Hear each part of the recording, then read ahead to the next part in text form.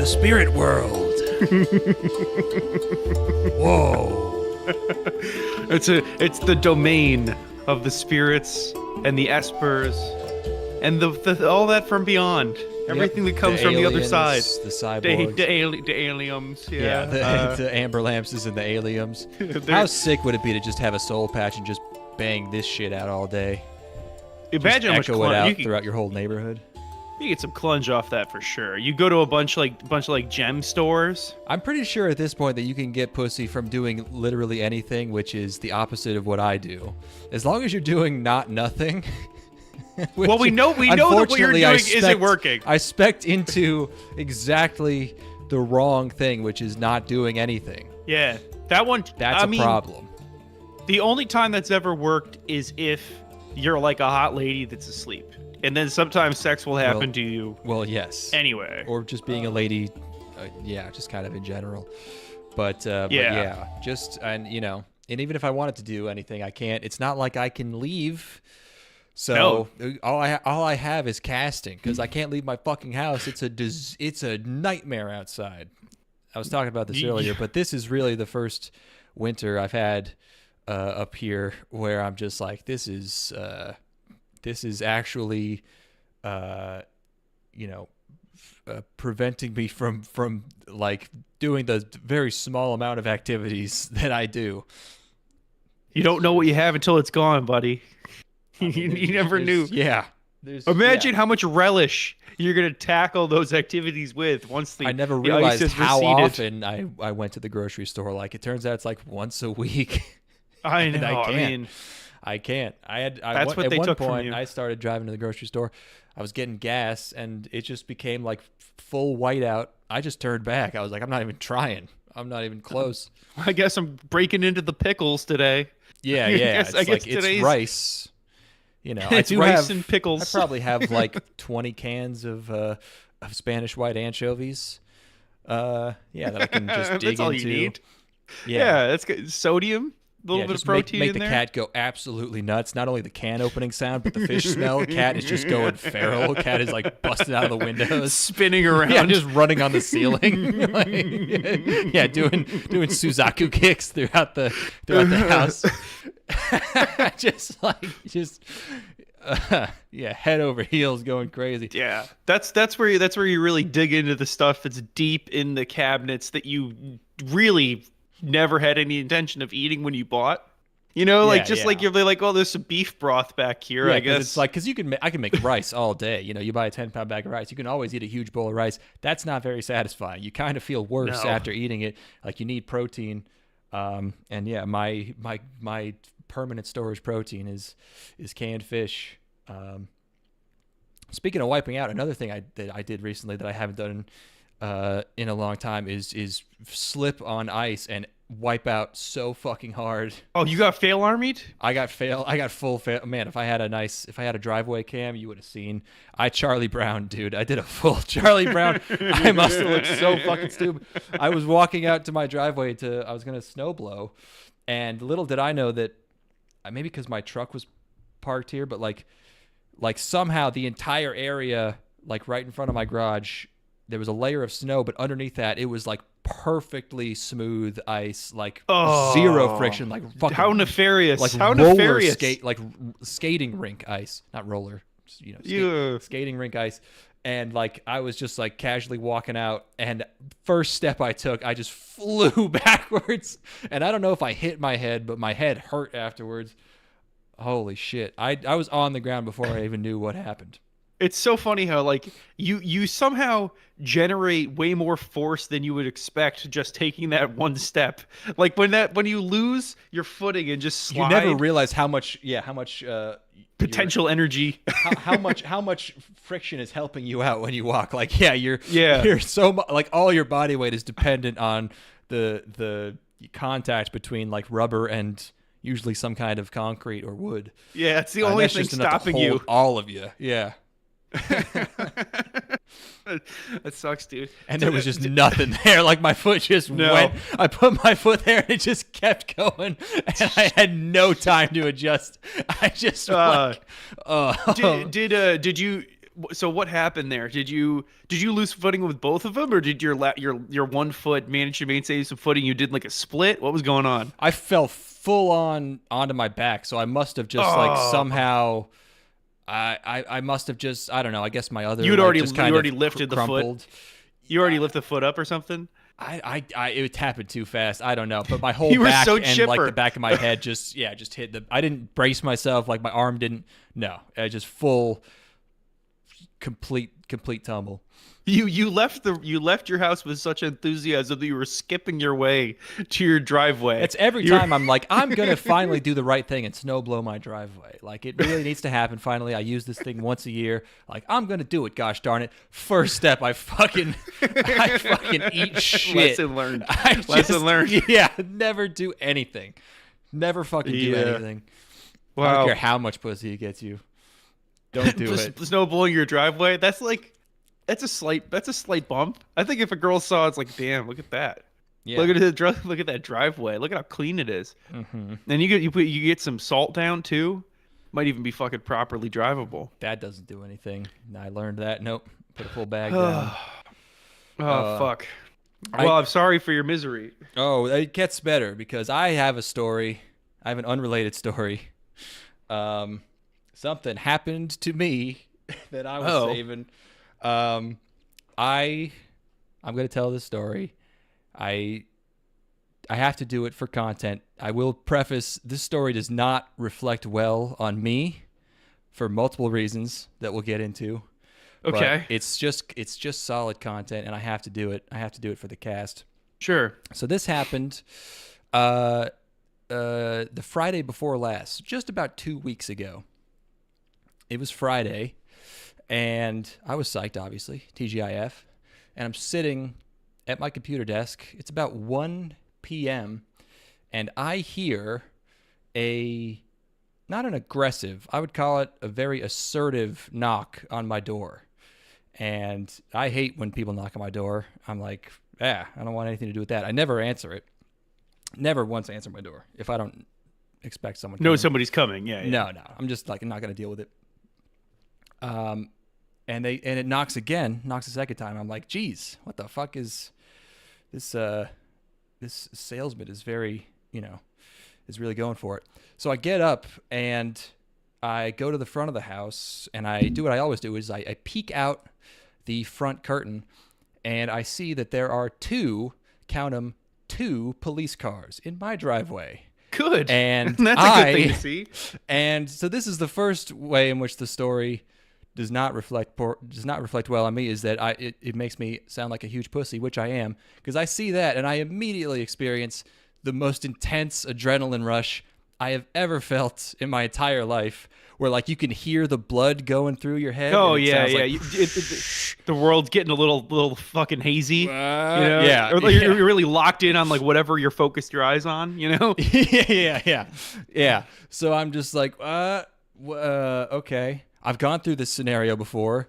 I can never really decide on like a course of action other than to immediately kill myself. But I'm like, wait a second, what did I do? And that's the other part of this, is that I know saying this doesn't change anything, but this story makes me sound like I have an incredibly guilty conscience. But I swear, and I know you don't have to believe me, I have not done anything that people normally get in trouble for. Okay? So it's like, I'm like, at first I'm like, well, it's been a good run. But I'm like, wait a second. What the fuck did I do? What did I do? And they're still knocking, and they're knocking hard. And then I, like, once that wears off, like, I hear, not only are they knocking, but they're fucking with my front door. Like, I can hear them, like, jiggling the handle, and I'm like, wait, are they just coming in? Like, do I have a warrant? Like, is this real? Like, because it sounds like they're just fucking coming in. So I just stand there, frozen. I have nothing. I'm just gonna wait this one out, because like, I don't know, I'm just gonna stand where no one can see me. So I'm standing in the hallway where like no windows, have have view of me, and I'm standing there for a couple minutes, and then I see something over in the kitchen. I look over, and one of them is on my back deck What shining the a fucking fuck? flashlight into my kitchen and waving the flashlight around. So I see this flashlight waving around all in my kitchen. This causes me obviously to freak out even more, and I think they even start to they fuck with my back door, my sliding glass door. So I'm just standing there like waiting for them to come in. I just keep waiting, and then after like probably 10 minutes, 10 15 minutes, the noises stop, and I look out, and one of the cop cars is gone, and I wait another 5 minutes, and I glance out again, and the other one's gone. So the rest of that day was pretty much the worst day of my life. Of course. Waiting for the hammer to drop, whatever the fuck it is. I had chest pains. I had like probably some like post adrenaline, like you know when you're a kid and you have like growing pains, like your knees hurt. Like I had that, like my knees hurt. I was ready to just leave.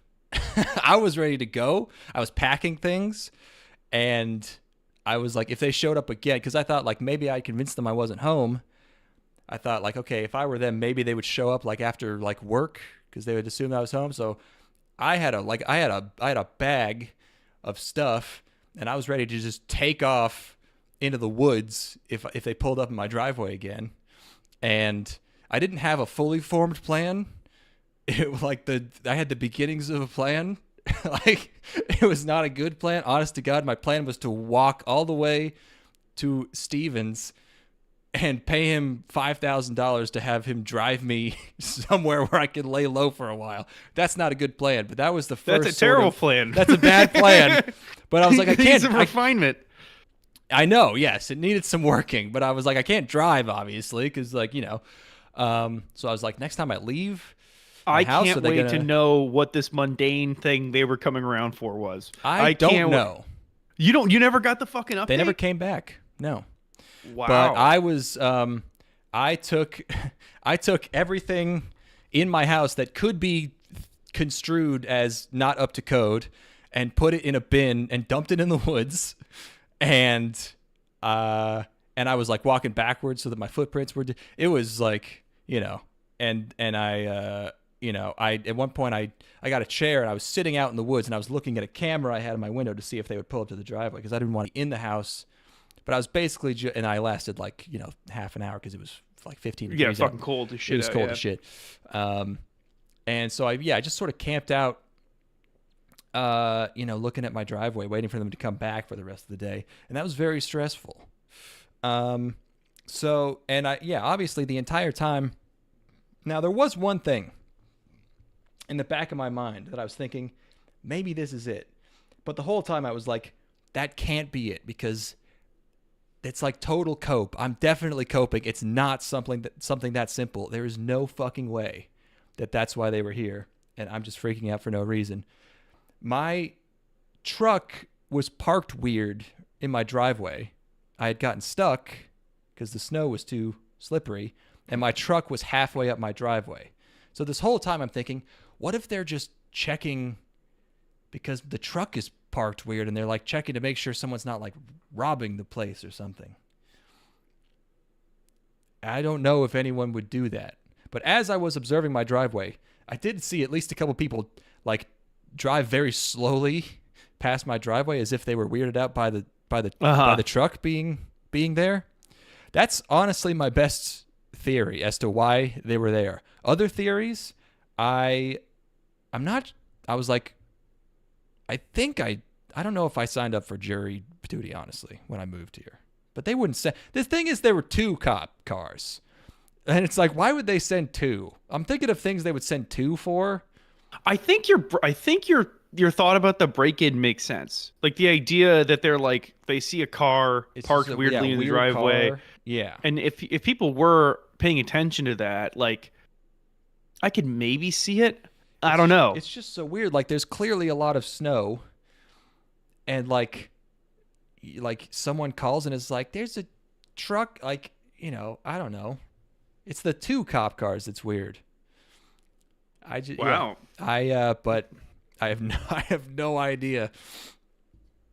I don't even know how it works. Like obviously, if they have I don't think obviously I didn't have a warrant. But if hypothetically they did have a warrant, they don't want to like bust into someone's house anyways, even if they could, because it's like that just causes problems. Someone's gonna shoot you, whatever. So it's like if you want to arrest someone, but they're just in their house, what do they do? Do they wait outside until they come out? Do they have to get food? They wouldn't have time to do that. That would take them too much resources. Do they call them on their phone? Do they get their phone number? I don't know how you arrest someone who's just in a house. If they have a warrant, I think they would just fucking knock down your door. They would just clear that shit. They'd send somebody to get you. They're not coming into a house, I don't think. Why not? They don't want that. They don't want that. Like, they're not clearing corners and shit. Like, it's just too much. It's too risky for one arrest. Like, they don't even chase people who are speeding. Like, most places now have, like, a do not pursue. So, like, I don't actually know how you apprehend someone. Well, so this was 2 weeks ago?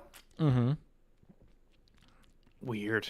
And the other thing I was thinking of is, like, I received that 2-year-old fireworks order in the mail. That was my thought too. But I was like, I'm pretty sure I checked, and that was okay. I mean, a company shipped it to me. It wasn't like I got it from like some guy or some like dark web shit. That's an above board, and I'm pretty sure you're allowed to send a little bit. It's not a large amount of stuff in the mail, and they sent it to me anyways. It's not like they wouldn't let me keep it for 2 weeks and then come to arrest me. I don't know. And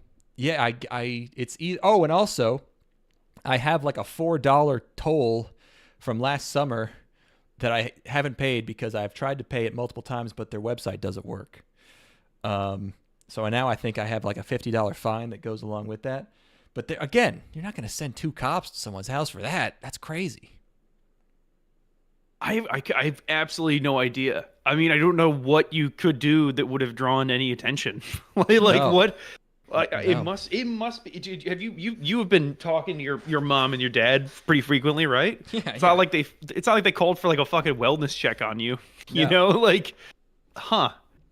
That's very strange. I'm gonna 2 weeks have passed and nothing's happened. No. I think chalk that up to just a weird thing, or like that I gotta be the truck.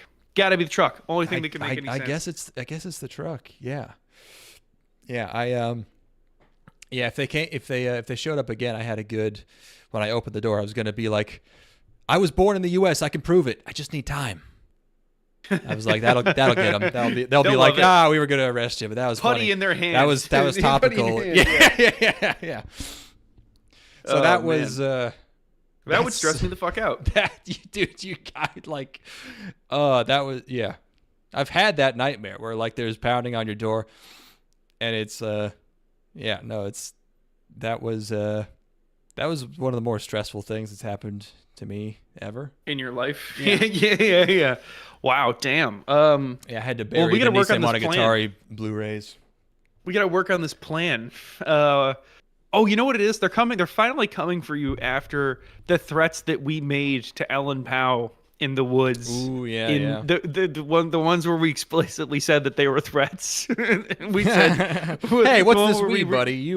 We reiterated. I love Ellen Powell. I think she's a beautiful, strong woman. And you were just. We got to work on this plan.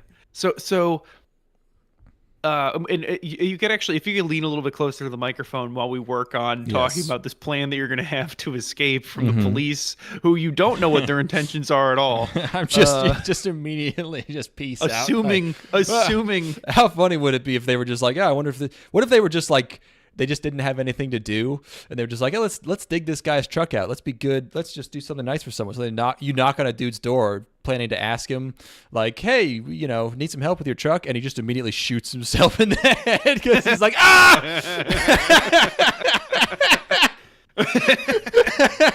like, holy shit, what the fuck, man? Yeah, you would ruin their lives. They would never. They would be in fucking therapy for years. Yeah, it's fine. If they've seen it, they've seen people kill themselves just for no reason. For no reason at all. Just they see you. Yeah. Yeah, we're just a weird coincidence. That's all. Yeah, they're just dumb. They're just like, I can't believe we showed up to that guy's house and knocked on his door right as he killed himself. That's crazy. It keeps happening. I can't believe it. Every time we go to a known drug dealer's home to break down the door, it's right when they fucking kill themselves. Yeah. Not that you're a known drug dealer, just to clarify. This is No, I can't. I That's can't keep it in the house. Let me tell you. yeah, no, because it 'cause- keeps going up your nose. Yeah, it keeps all my profits. Um, I gotta get in real tight with the local, with the force. I gotta bring them baked goods and stuff.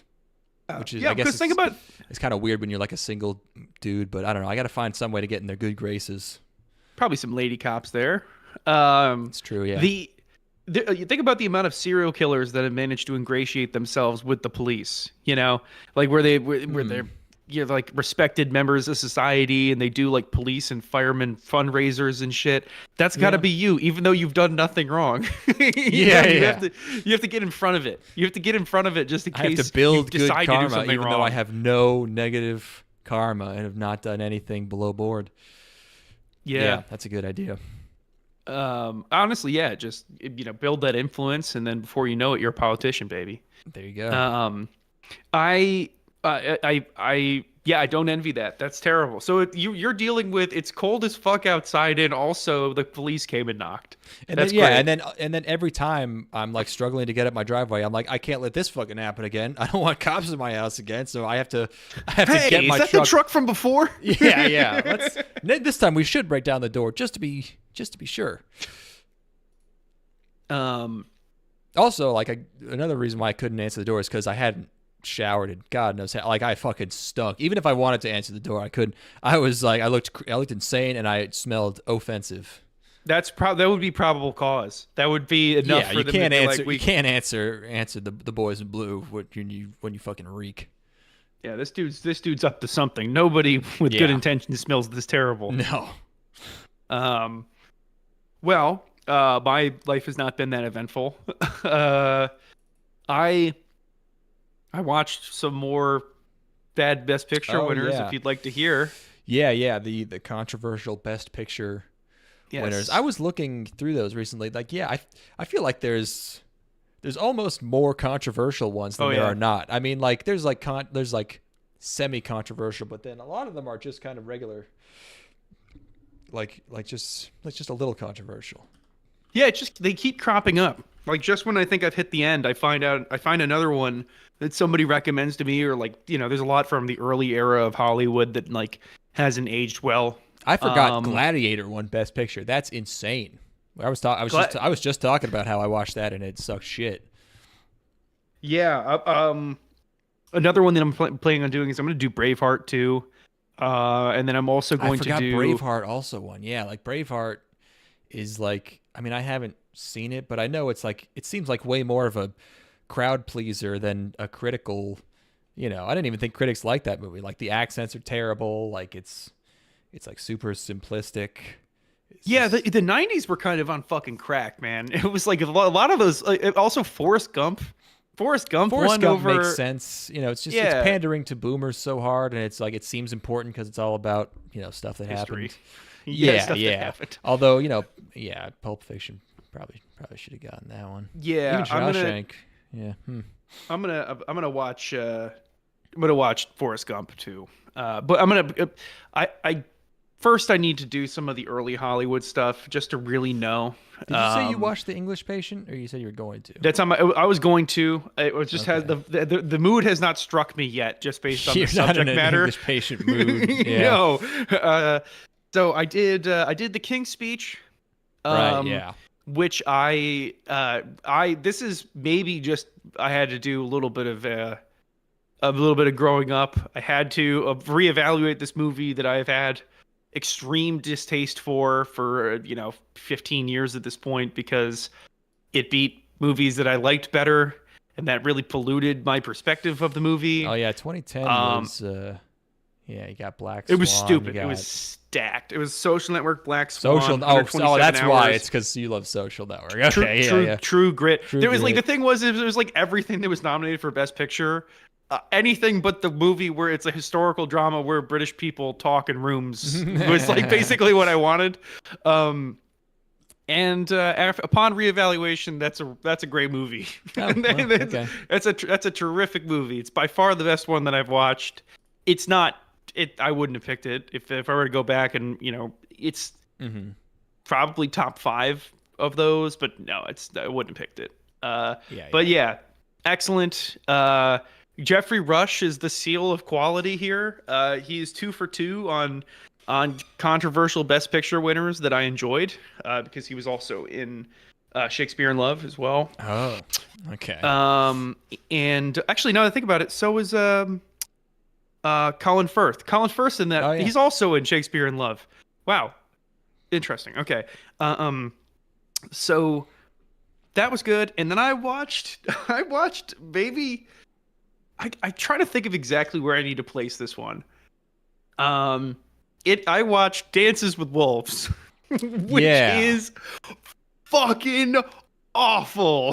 That Okay. Yeah. movie Yeah. The fucking '90s were sucks. on some shit, and yeah, that strikes me as like a. Yeah, it's just like they were. I don't know. They were very sentimental. Yeah, it's just. I gotta find the tone of this movie is all over the place. It is directed by Kevin Costner, and he obviously Ooh. stars in the movie as well. Um, it's a tonal nightmare. People, all of like the Americans or like the frontiersmen act like crazy people. Not in Yep. a way that's compelling or interesting, but instead like just confusing. They're just like evil. Um, Not even. They're just completely mind Just broken wild boys. lunatics. Okay. Basically the plot is Kevin Costner's character becomes a hero during the Civil War. And is basically given the opportunity to go anywhere he wants for his next station because he's a northern hero. So like, where do you want to be stationed? He's like, put me out somewhere on the frontier. I want to go see like the new part of the country that's being explored. And when he arrives there, the person he's supposed to report to is a total alcoholic maniac who like pisses himself during the Sick. middle of the conversation that they're having Yep. and is ranting in a very like delusional sort of like almost schizophrenic way. And then as when Kevin Costner gets his orders to go out to this, like he's being sent to a fort to reinforce it with food and supplies and stuff. Mm-hmm. As he's leaving, it has a shot of the guy, the person he reported to in the window, and he makes like some sort of little soliloquy and then kills himself. And it makes no sense. There's no need for this. We don't need like why did you have this character just to have him kill himself? It doesn't make any sense. It's not making a point. I don't get what it's trying to do. And then the guy that he's riding to his post with, he basically hitches a ride with like a farmer or something. And the guy that he's riding with is a babbling moron, literally like a total. He must have like an 85 IQ or Yeah. something, and jokes about like he like farts and laughs about it, and like this is like the weird sort of slapstick element that exists in this movie where Yeah. the humor is so juvenile and facile and like it doesn't it's like humor that you would have in like an animated film for kids. And there's constant monologue from Kevin Costner that's written in a very sort of wide-eyed like way where it's like, I'm struck by the immense beauty of the frontier, the staggering vastness of it, and he's speaking in a completely monotone voice. And then there's a guy farting in the background. It just doesn't work at all. But the thing that really drives me nuts is his love interest in the movie. This fucking bitch. I gotta see if I can find some good images of her. This is what his Malin love McDonald? interest looks like the entire movie.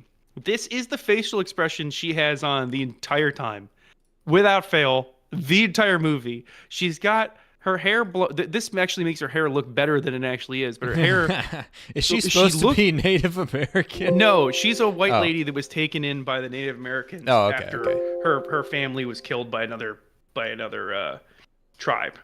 And she has this face on the entire time where her mouth is like slightly parted and you can see her teeth. In her hair, she has Eh. like cave woman hair. And all of the natives that she lives with have their hair done up in like braids or like more elaborate styles, and hers just looks like fucking cave. She looks like a cave lady. It's embarrassing. It's terrible. And she's awful. And she's speaking with an accent because she's been raised with the Native Americans, but she remembers a little bit of English. And it's brutal. It's just brutal. It doesn't sound the way that it should sound when you have a person speaking English when they grew up speaking English, you know. Terrible.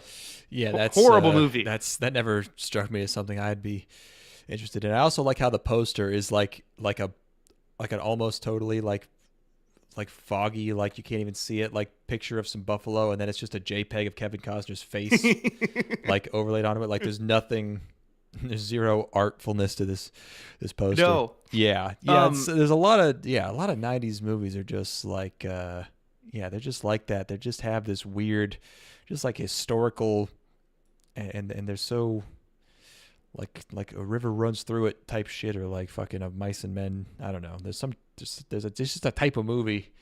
Yeah, I never liked it. Well, I think some of it might just have to do with like the production style too.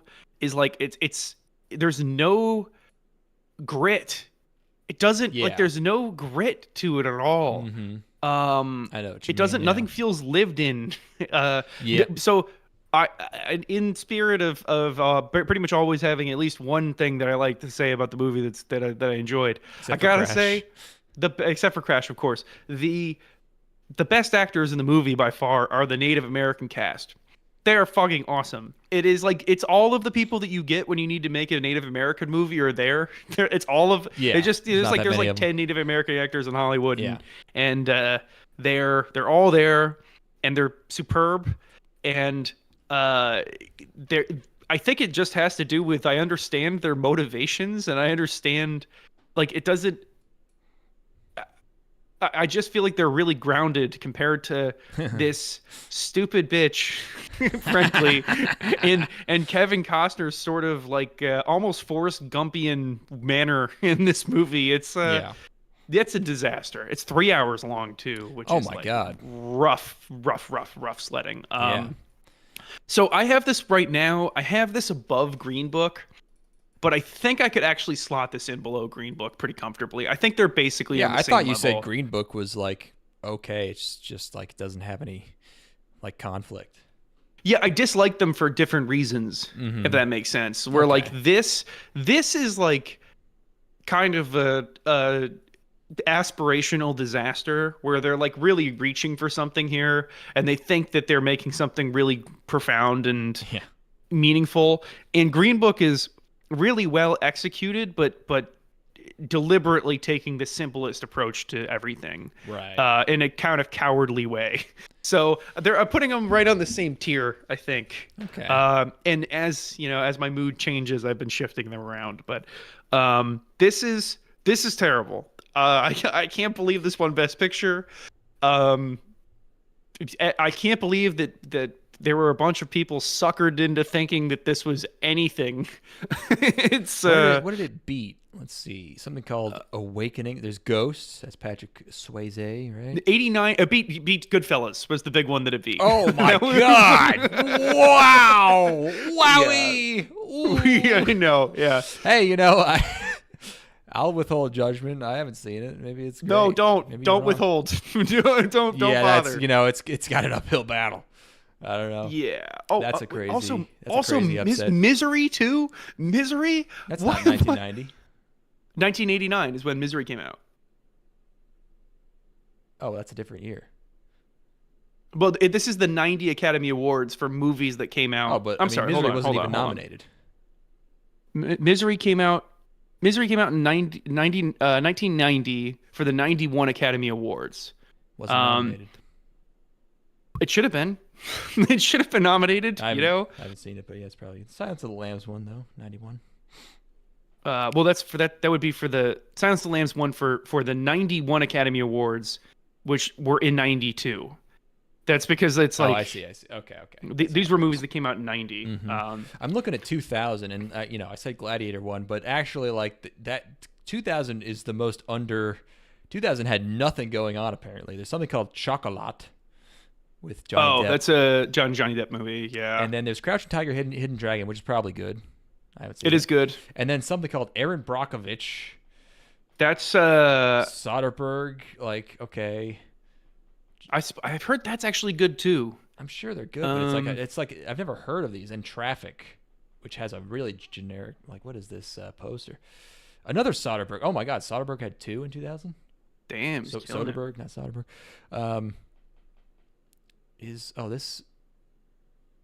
Drug trafficking from several perspectives. Oh, it's gay actor Michael Douglas. Don Cheadle. Oh, almost famous was 2000. That was a good ass movie.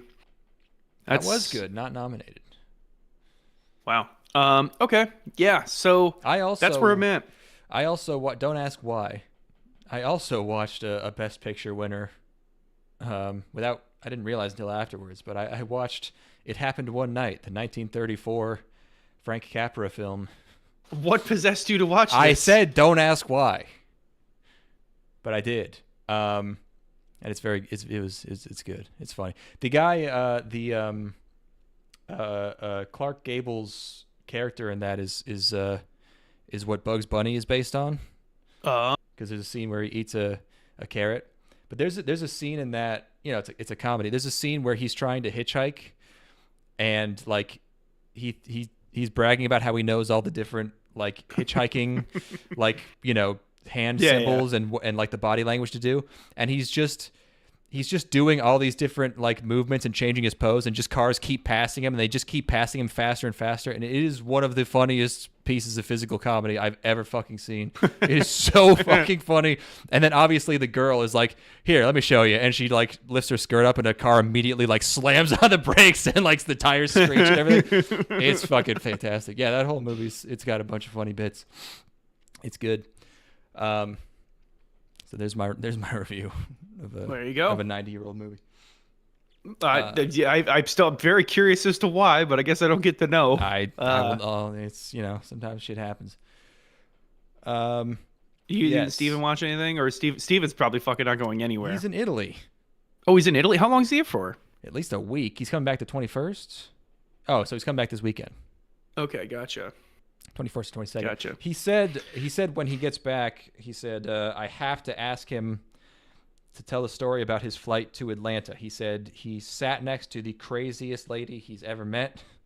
Hell yes. So I can't wait to hear that. That'll be fun. We'll have to get him to talk about it on the podcast when we do our hot Cobra Starship or whatever the fuck it's called. It's close enough. Where is the episode? We're recording it, buddy. Someone's You're new. here. The episode is here. It's now. Maybe does he think it's the 66th episode of Nisemonogatari? Oh my god. That's I don't know how to even explain. We're just showing images of Dances with Wolves. That's what this whole podcast is. You didn't know this was about. a Dances with Wolves podcast? Yeah, we're breaking it down frame by frame. This is our frame by frame analysis. This is episode 23,000, and we're 30 minutes into the movie.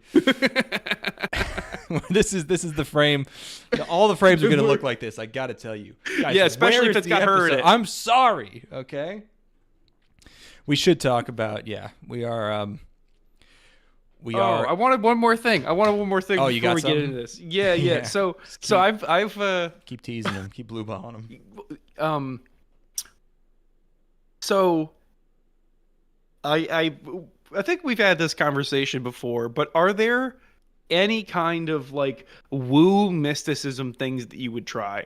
Like, people sure. do these things that obviously don't work, where it's like cupping or like acupuncture, shit like that. A lot of that mumbo jumbo is like basically like live ASMR. So like getting a palm reading, like I'm not going to listen to that shit, but I do like a lady like calmly, touching my hand and explaining things to me. That sounds nice, stuff like that. Tarot readings, I don't know. It's like a less invasive doctor visit. It's like you're just going to a person to have them say some shit at you. Yeah, nothing there will be no improvement. Nothing will happen. No. Nothing. Absolutely nothing will change in your life at all. But at least you'll feel better for a little bit. Yeah. I found one that I think is the best. I found the best one of these ever. It's called a Soapland. It's an insomnia treatment where I'm gonna send this to you here, where they heat up a ceramic jar and then put it over your head. and then they waft smoke at you and like chant. And I just love every time I send you the video. Every time that they cut to you need Asian mysticism now that Luo Dong has passed out of the next realm. Nobody fucking scratches the itch, man. I'm fucking fiending. I gotta kick my cat. But yeah, look at this So what's going contraption on with... they've got. Oh my god, yeah, it's like one of those tourist like telescopes that you put a quarter into. Yeah, so that gets or a hairdresser thing. This lady is not about to fall asleep with all these people around her. No, it's an insomnia treatment. I'm not saying she's falling asleep. Oh wait, insomnia is you're awake and you don't want to be. Yeah, right, exactly. So this is going to cure that. This is by spiritual making her fall cleansing. asleep, right? No, this is spiritual cleansing. Oh, so it's cured, but she's not going to fall asleep until later. No, yeah, trust us. Oh, okay. So it's like, yeah, it's not an immediate Tibetan spell. That's how you know it's real. It's when it's Tibetan, a totally real place with a real culture. When they got gloves on. Thousands of years, yeah.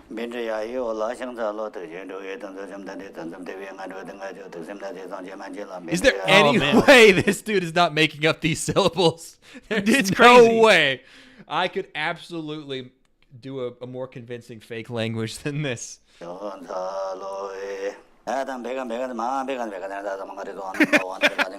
just making noises. This is baby babbling. I'm definitely hearing an occasional. It's like, it's like, whoa, man, careful with your. What's going on the internet? Yeah. Well, that's this goes on for an hour. Holy shit. Yeah, scroll through and see what we can get when the lady's chanting. They hit her in the head with a hammer at one point too. The gloves in the hair doesn't seem like a good idea. Oh yeah, look at that thing. Here we go. Gotta test your head reflexes. He's holding an auction for her soul.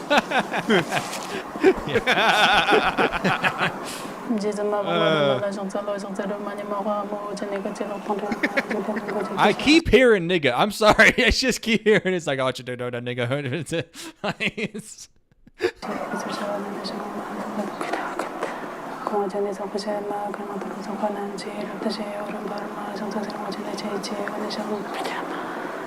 Yeah, this looks like a good one. This is a good one here for sure. I wanted it to be just a nice hot mallet right on my cranium. And then I think they feed her something at the end of the video. I don't know what it is. I haven't really tried to identify. And they just feed her a Xanax. It's like, all right, that'll work. You know? Yeah.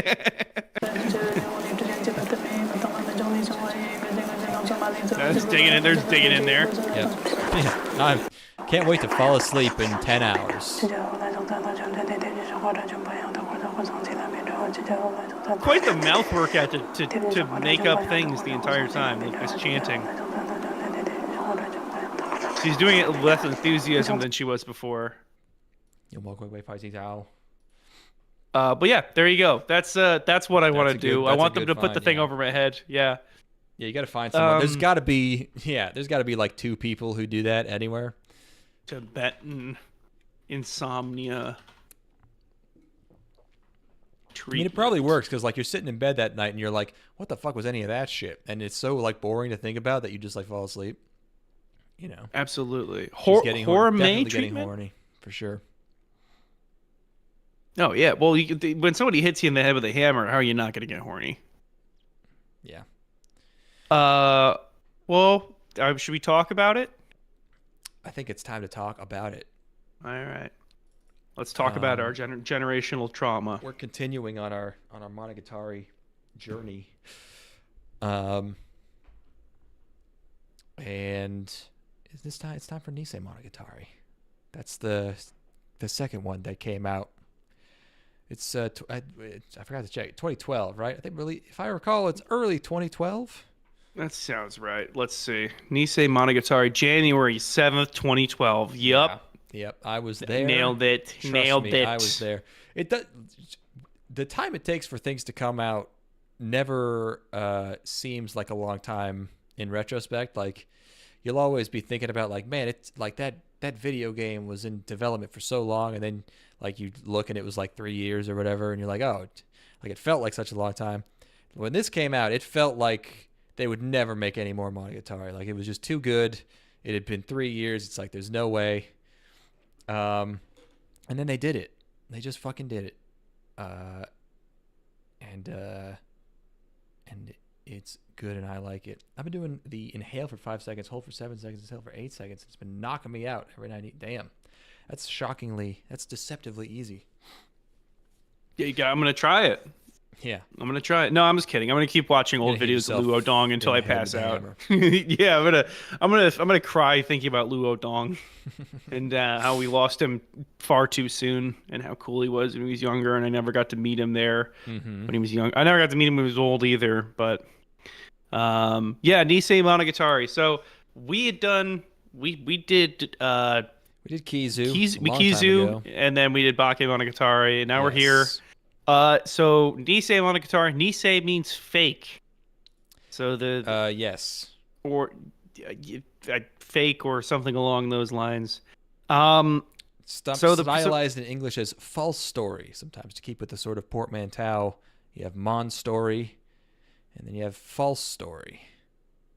So Bakemonogatari was like a series of like 2 or 3 episode long arcs where we got to meet all of our girls. We got to know what their problem was. Yeah. And then we solved the problem at least a little bit, or helped them fix their own problem. Some laughs and some giggles along the way. So this one is 2 arcs basically. It's like a 5 episode to 6 episode long arc or something like that. Yeah, but a lot of episodes are not really fully focused on like the arc or like the main issue at hand. Truer words have never been spoken. I remember. Yeah, I remember this one being a lot more lighthearted.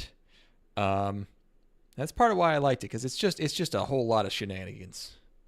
It is, I think, officially the single most impressive, from a technical standpoint, thing that I could never recommend to anybody. This is one of those things where it is. You literally have to discover this on your own. Coward, you can't tell everyone about it. You can't tell people to watch this. You can't do it. It's like the most popular thing in Japan. Of course you can. What are you talking about? That's always a good way to start a sentence. That always gets it's big people. In Japan. Yeah, it's big in Japan. The first arc is this. So there's the two sisters. Yeah, we got. If you might remember in Bake, you got a very, very quick couple glimpses at the sisters, but there was no, like, you didn't see or hear much from them. They're just like mentioned. But yeah, this season, very, very heavy focus on the Fire Sisters. We got Karen, because they're fun. We got Karen Tsukihei. Yes.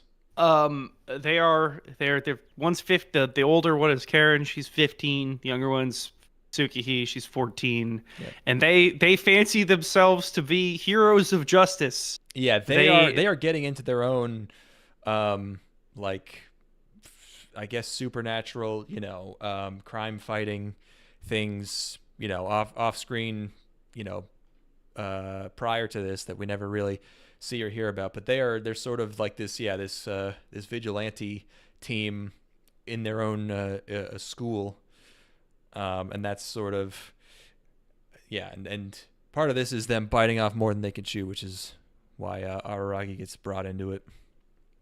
Yeah. So all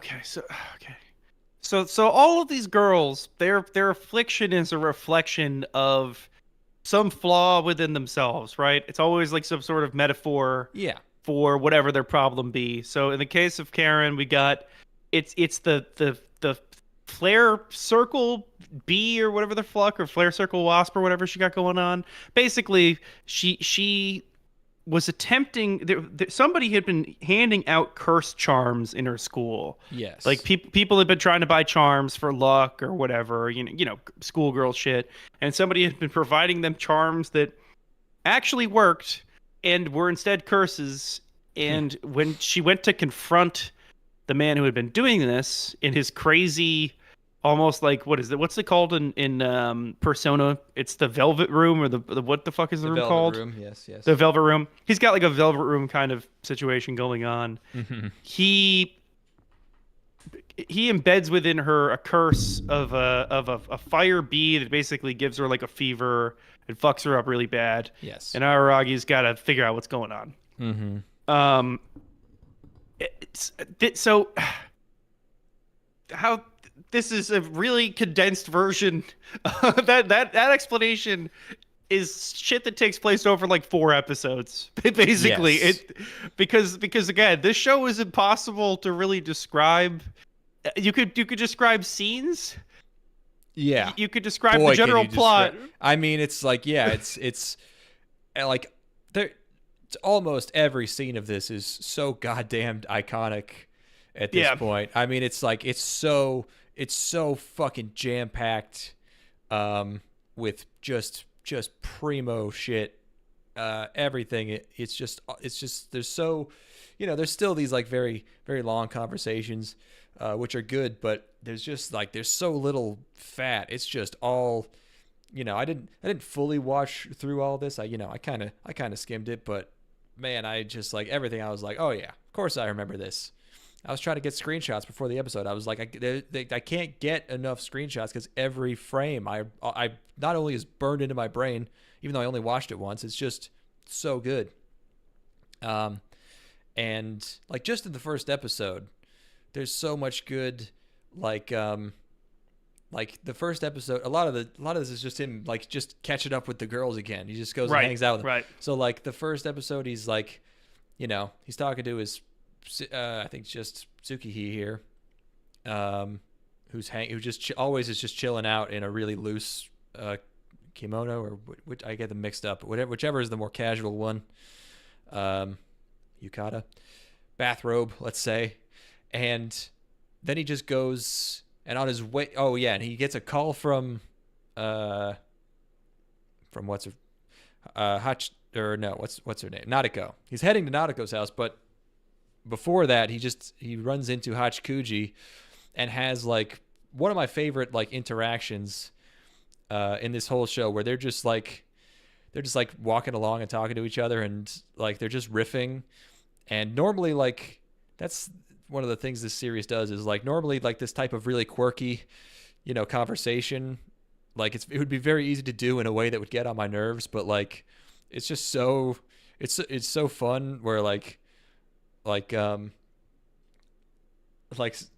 talking and suddenly Hachikuji, like, she decides that the most important thing in the world is cold hard cash, and she's making the little like money sign with your hand, like the little like yeah, this and she's like, what do you mean money's the most important thing? And he's and Aragi's like, what about love? And she's like, love, you can get that at the convenience store for 298 yen. Cuts to a shot of, and he's like, that's a bargain. And for some like that's the funniest. I love that so much. I don't know, something about that's so funny. And the thing is that this discussion about love and money pays off. That ends up being one of the primary themes of this first arc. Is you have the main antagonist, is his entire motivation is money. He has no. It's God. These villains are fucking so strange. I can't put my finger on them. Oh, it's meeting Kaiki is so good. Because it's. There's a lot more of him in second season, and I'll just tell you right now, he is probably people's favorite character in the series. Often cited as the most favorite character. He's such a bastard. Yeah, he's such a bastard. Such a bastard, but is he wrong? And it's like, and his whole shtick is that he is a total fraud. Yes, he's. Which we're getting way ahead of ourselves here. But yeah, so okay, we check in on all of our girls and see what they're up to. And just after that conversation, we move into another like insanely memorable, like like monologue by Hachikuji, the courage to tell a lie speech, which is just it's so good. Where you can just put, say any like bad thing, but if you put the courage to in front of it. Yes, right. Then it sounds noble and brave. It's fantastic. It's fucking great. Yeah. I can't. It all makes sense when you're watching it, but god damn it, I don't know how they managed to put all these pieces together. I don't know how they did this. It's almost frustrating to watch at times where you're like, how does any of this work? How can this be as entertaining as it is when it doesn't follow convention? It doesn't do anything the way that things are supposed to be done. It's well, if you think about it as being just a book, you can imagine just like, just someone talking for a long time and people conversing. I'm going to a place. I don't know. All right, so episode 1, I'm trying to fucking remember. So that was all just in episode 1. So he gets to the house at the end of 1? Okay. I think, yeah. In episode 2, another unforgettable scene. Every frame of this is just unbelievable. Oh, yeah, this is incredible. But yeah, Nadeko, wearing as little clothes as possible, very, very clumsily trying to fuck him, but is so bad at it. It's just, this shit is solid fucking gold. I just can't believe we go right from that into this. It's just nonstop, dude. It's so good. This is this where they play Twister?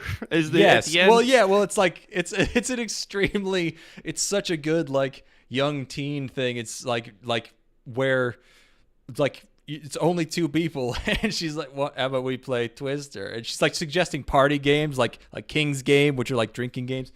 Right. And it's just like it's so, it's like someone here like just suddenly being like, "Want to play spin the bottle?" It's like, yeah, I know what you're doing, motherfucker.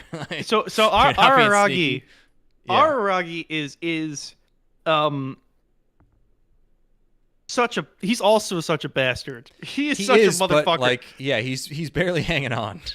He's resisting. He literally just has to break up with the worst girl in the world. He just has to break up with the most fucked up, crazy lady, and he could have any of this. Yeah.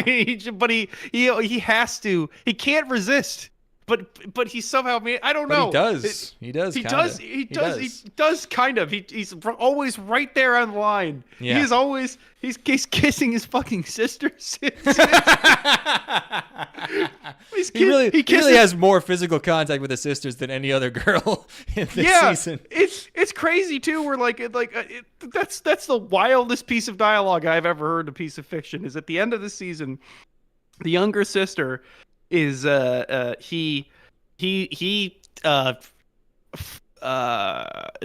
the younger sister or the older sister? One of the two basically says like, why do we have to be so physical with our brother when we aren't even like this with our boyfriends? It's like it's the craziest fucking shit ever.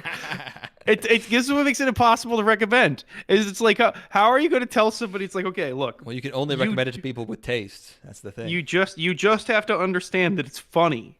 you have to get what makes this so humorous. Yeah, it's like any objection you can have to this.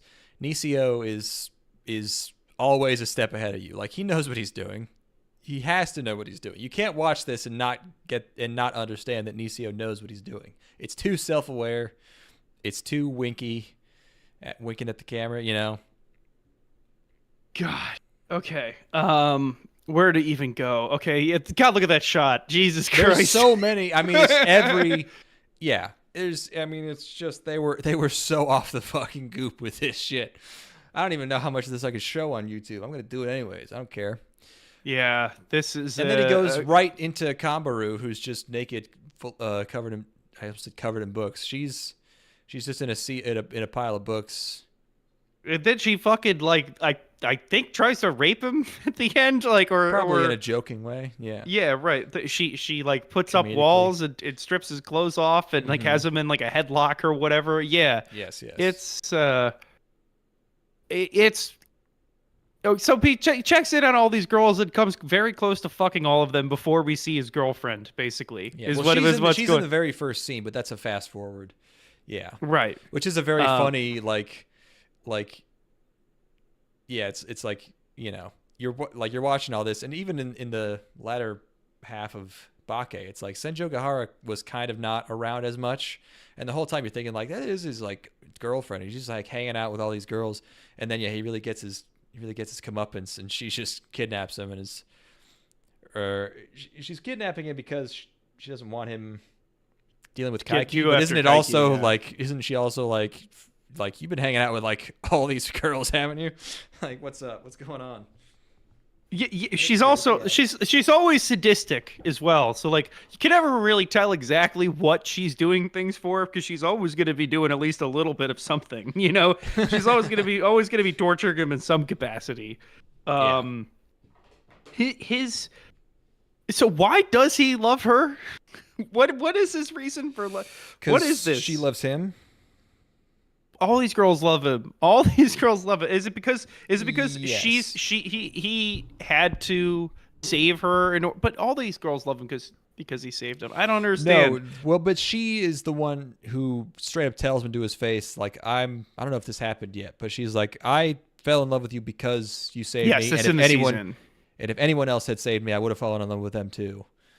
Yeah, I mean, I talked about this, but it's like, it's kind of like it has this, it is like I think it is a romantic thing where like she's like the worst girl for him, or like specifically Hanakawa is like perfect, Right. you know, in every way, and you know, she's supposed to like represent just like absolute flawlessness, and but he just likes Senjo, and there's like not really any reason for it. So it's just that's how it is. He's got every other flavor of girl under the sun that he could have. Yeah. He's got all of the other ones, and he just doesn't. He has to choose the one that's the worst. That's what makes that adds so much, like, to Of course it does. to the Of course it ridiculousness does. of all these scenes. Is like, yeah, it's the more ridiculous and horny you make these scenes, not that they need an excuse, but it's like it really just like you know, that sort of cements like his dedication in a way. Like the more crazy and impossible to resist you make it, you know. Well, also how non-sexual his scenes with Senjo Gahara are. Exactly. Where yeah. where it's like okay, it'll be like kinky things where he's like tie up or whatever. In the first season, they were some pretty, like, she was getting naked in front of him and the back of the car and stuff. But like in this season, it's like she ties him up. She's a real nag, you know. She's the fucking ball and chain in this season. Yeah, that's his commitment to justice, though. His commitment to justice is that he'll do everything just shy of straight up penetrating a girl. Yeah, it's which is I think dude logic as well. I think there's probably it's kind of somewhat realistic, where there probably are people out there who's like, okay, it's not cheating if I do this. It's not cheating if I do this. And he just takes it to the most logical extreme, which is like literally anything. I could grope tits. I could give girls fucking sponge baths. Doesn't anything count if it's as your long. Sister, yeah. Yeah, right. Doesn't count if you're sister. It's just God. Okay. So The man knows what he's doing. Okay, so what is going on in second half 3? Second half of episode 2 is where we meet the older sister, or really like see her do shit. Yeah, she's sporty. And she is sporty. They get into like physical altercations that aren't like necessarily violence. It's like them trying to flip each other over and stuff. Yeah, horseplay. Yeah, everything with her is. I think she's actually my favorite character at this point. I really like her. Yeah, I mean, I would never cheat on my one true love, which is Kanbaru. But Karen is a close second, which because they're kind of along the same lines, really. But yeah, I love how they animate her. I think she gets a lot of the best animations in this season. She's so fluid and just I love a joy to watch. You know. Anyway. Yeah, and then and see, like, my screenshots are still on like episode 2, like early episode 2, because they're just that good. But yeah, then we finally get to meet Kaiki. We got our first like confrontation with him, And then we sort of meet back up at that flash forward where Senjogahara has kidnapped him to stop him getting involved, because Kaiki is the one who, in her backstory, got her. He got her mom involved with that cult, right? Is that what happened? Or he was selling the remedy to whatever. I didn't Whatever. pay attention to that part. He scammed them somehow, and right. Got her into the trouble that led to her the almost story being raped by a cultist. Story doesn't care either, so yeah. Girls keep coming back. Hanakawa comes back. She's got short hair now. But most importantly, you know who's fucking back is the vamp. The vamp is back. Shinobu's back. And her front and everything. There's not a square inch of her you do not see this season. It is. That was the big development for me this season. Is like I really feel like I see the gloves are fucking off. It is. Yes. It is madness. Yeah. Well. Yeah. Yeah. So keep in mind that if you were watching this when it came out, you would not have seen Kizu because it hadn't come out yet because it's a prequel. So at this point, if you had only watched, the anime and not read the books, Shinobu is just this silent, weird little thing hanging out in an abandoned building. And then she just shows up in this episode. And she's this very haughty, very highfalutin, fancy lady, talking up a storm because she's back. So, and then it's just like half an episode. It's all so iconic of just them just chilling out and in his enormous stained glass bathroom that's bigger than a whole house. This is probably the best episode of the season, I think. It's so good. It's so good. There's nothing else like it. It just goes on forever, and every second of it is perfection. Hold on, I gotta fucking take a piss real quick. Okay. Yes, she doesn't laugh, but she says "caca." She's such a little shit. What was something I was talking about before we started is in order to keep up with the culture, I've been just going through YouTube Shorts. I've just been seeing what the algorithm feeds me, and it's fucking. One thing I've noticed is that apparently every scene from every TV show that's made now is a white guy robbing a convenience store.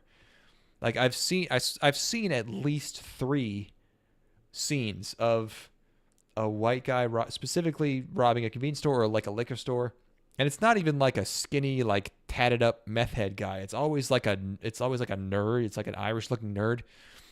And these all look like recent, like newer TV shows. Like, I don't know. And then someone like does karate on him or like psychs him out. It's insane. I don't know. Like, people watching that being like, whoa, they really got that guy. Yo. Okay. So this bathtub episode. Yes. This is the best location in anything I've ever seen.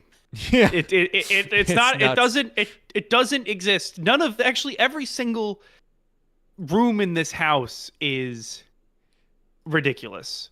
Yes, but some of them are closer to being like a real place, but like this is, and it just feels so right that like you could almost watch this without even noticing that this could not possibly be a real place. It just all works so well. This sink isn't even hooked up to anything. This is it's one of the boldest things I've seen in terms of like not you just couldn't do this in any other medium. You couldn't do this in a movie. It just just like they're just constantly like just changing.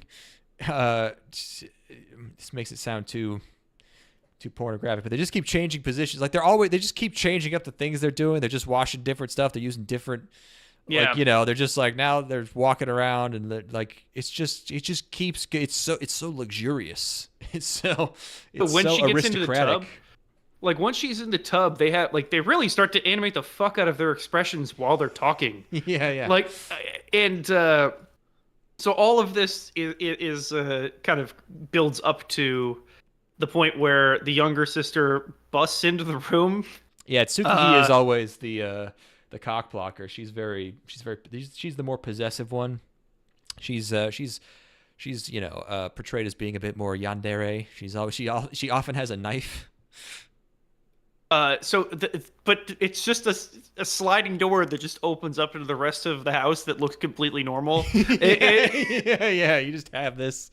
Yeah. Like they kick the lights on. Why is there so much? And I guess the water's on the floor because it's a Japanese bathroom. Yeah, you just let it. But they're in a clawfoot tub, and Yep. yeah, and it all works. It all works. I can't understand how they pull this off. It doesn't. It shouldn't. None of it should work, but it does. God damn it. It's unbelievable. Yeah. Um.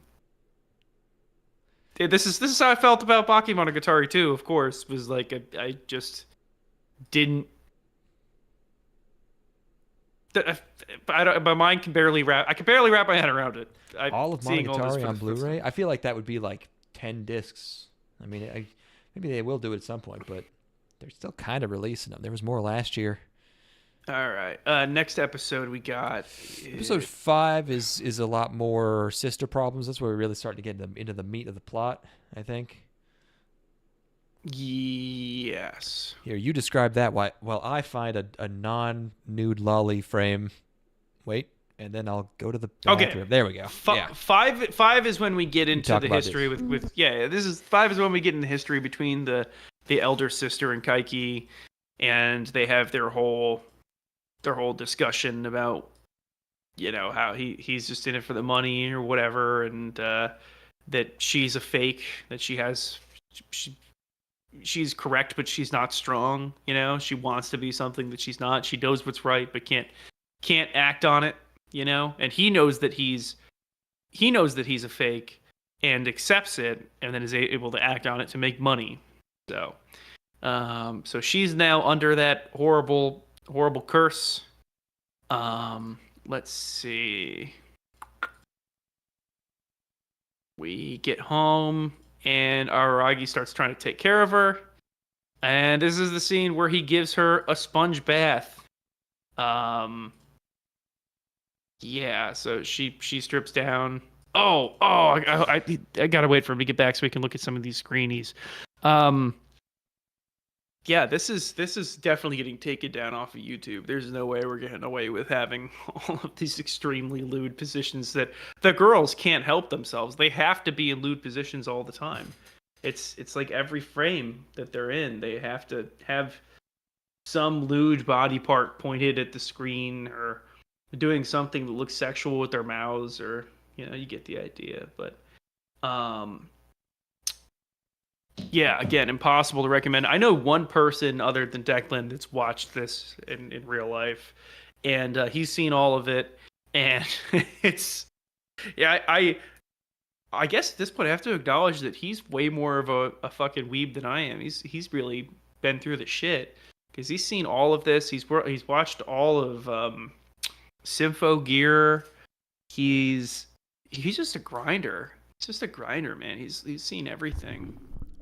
He watched all of okay, hey, what's up? Yo, how far did you get? I needed to. We're at the sponge bath. We're at the sponge bath right now. Yes. And I needed your screenies for when he goes into the bathroom. Do you have that? Did you get screenies of him in the bathroom? When he goes into the bathroom? This is after he's done giving the older sister a sponge bath. He goes into the bathroom, and then I don't know if I have that one. This series is crazy when the sponge bath is like actually not one of the more memorable scenes. Okay, here I'll just get the screenie here. Oh, please, yes.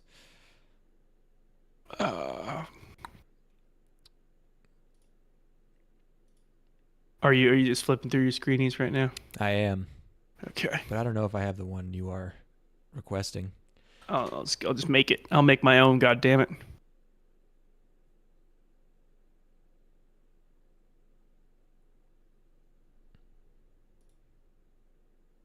Okay.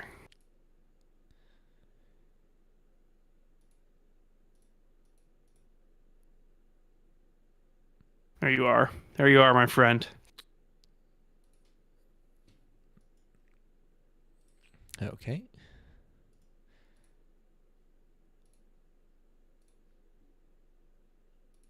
Yes, this. This whole sequence looks fucking awesome. It's so striking and pop art and just Yeah, they tremendously well change executed. up the art style a little bit. Yeah. Yeah, stellar stuff. Okay, so I feel like we kind of got the point of that. She's sick. He's trying to help her out. Episode 6 is what do we have? Episode 6, we get a long Senjogahara conversation at her place. And then, but more importantly, Shinobu sundress. All the outfits are even so like, just I keep saying iconic, but they're so iconic. You know, her sundress, the Kanbaru's basketball jersey. You know, Tsukihi's bathrobe thing.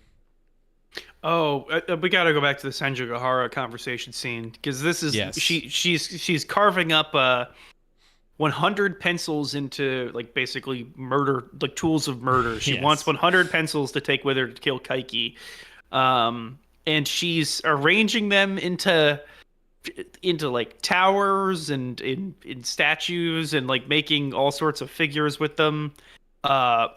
Just really good business for her to be doing during this scene. It's really visually interesting and yeah, solid stuff. Yeah, it fits with her. She always has a bunch of stuff. Like when she had a bunch of office supplies that she would throw out in the first season. Solid stuff. Yeah, all the pencils. Pencil's already kind of a murder weapon if you think about it. You just fall on that. She made it extra murdery. Yeah. There's a very loud car outside my apartment. They found us. It's those same 2 police officers that came to you. It's the 2 bad cops from Strange Days. It's a good thing that you didn't open the door. Those were actually men in black that were there to steal your soul or whatever. What if they wanted me to join though? No, not like the cool men in black. Like the men in black like from like the conspiracy theories where like they can't talk too good or anything like that, you know, and they're all goopy or whatever. I don't remember what the men in black are. What if it was carolers and they were singing the Men in Black theme? See, that's my holidays whenever they release a new Men in Black movie, like Men in Black International. I think that's what Kwanzaa is people come door to door. The carolers, they sing the Men in Black theme and they sing the I don't know, Family Matters. What's they do the what other black music in there? There can't be. I guess there's not much. Kendrick Lamar. Yeah. Yeah, there we go. Did you see that somebody flew a drone up to Drake's penthouse with a speaker on it, playing "Not Like Us," and flew it right up to his window? And he came out and tried to throw a shoe at it. You see this? That was staged. That was fake. That was staged? Yeah. Oh, okay. You could tell because, well, there's a bunch of reasons you could tell, but I don't think the original has that playing that song. It's just somebody flying a drone up to just fucking bother him or whatever. It was an ad because it was like it flew up to his laptop and he was on a gambling website. Oh, I didn't see that. Yeah. So no, it's like, someone caught Drake gambling, you know, and it was like clearly, it was got it. But like, yeah, I was like, how is he? What tipped me off is I was like, he can't be that bad at throwing a shoe at a drone because he's like nowhere close. But then you realize that he doesn't actually want to throw a shoe off the fucking 70th story of a building. So he like and throws he can't actually hit the drone. And he doesn't want to break the drone, although it wouldn't matter for him. But like he can't kill someone with a flip flop from 1,000 feet up. So like he throws it where it won't actually fall off the building. That's how you know. Damn, you did some deduction. Yeah, look at me. Yeah. Look at me, just being like looking at this video and being like, "That's funny," and then moving on with my day. And it's like there's no way. It doesn't make any sense that like someone flew up to Drake. I don't know. My thought was who would risk it. Who's gonna risk?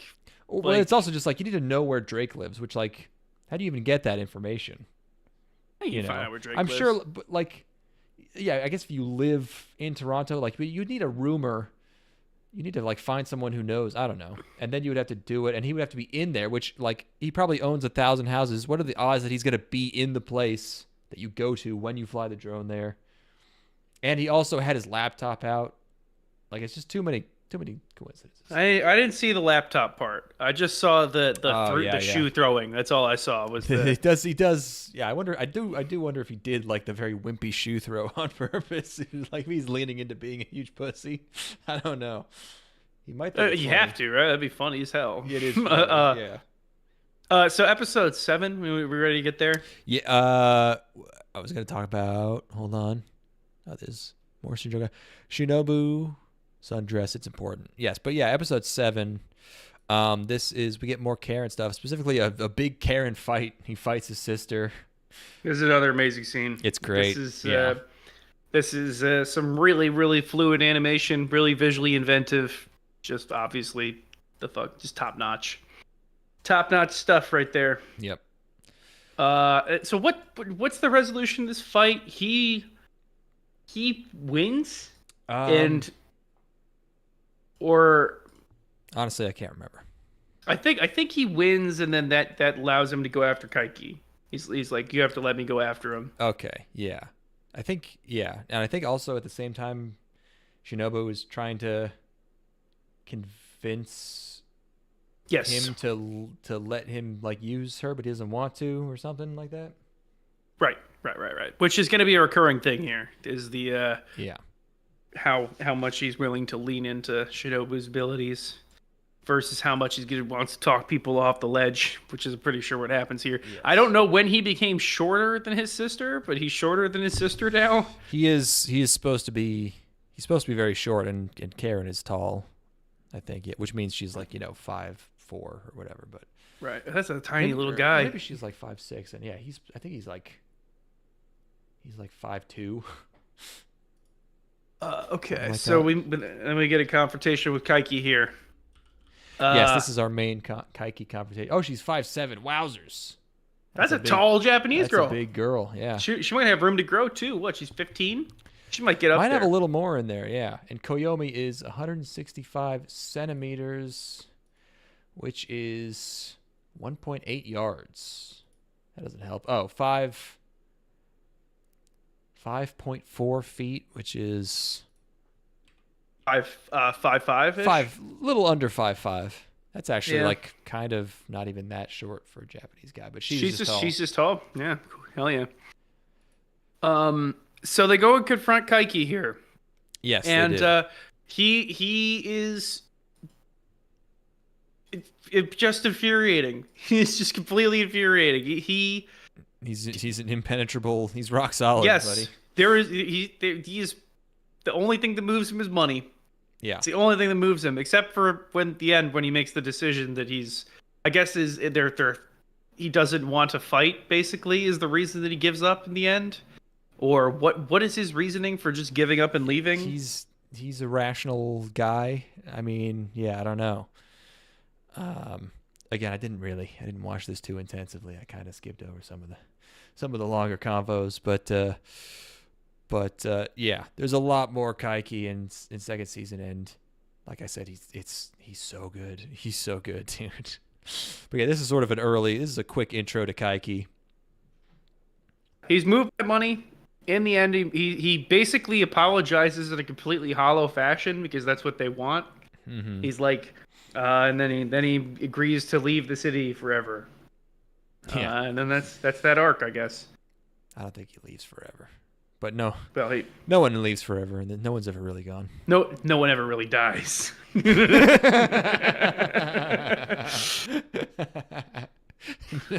No one kicks the bucket. Death is not permanent. Yeah. Okay, so on to the next arc. Yes, our next arc is the other sisters arc, the Tsukihi arc, where we finally get Platinum Disco, one of the best openings. Obviously, we still have a bunch of openings throughout the show. We had, what's it called? The Karen's opening is called. That's a fucking great one. Yes. Hold on. I need to.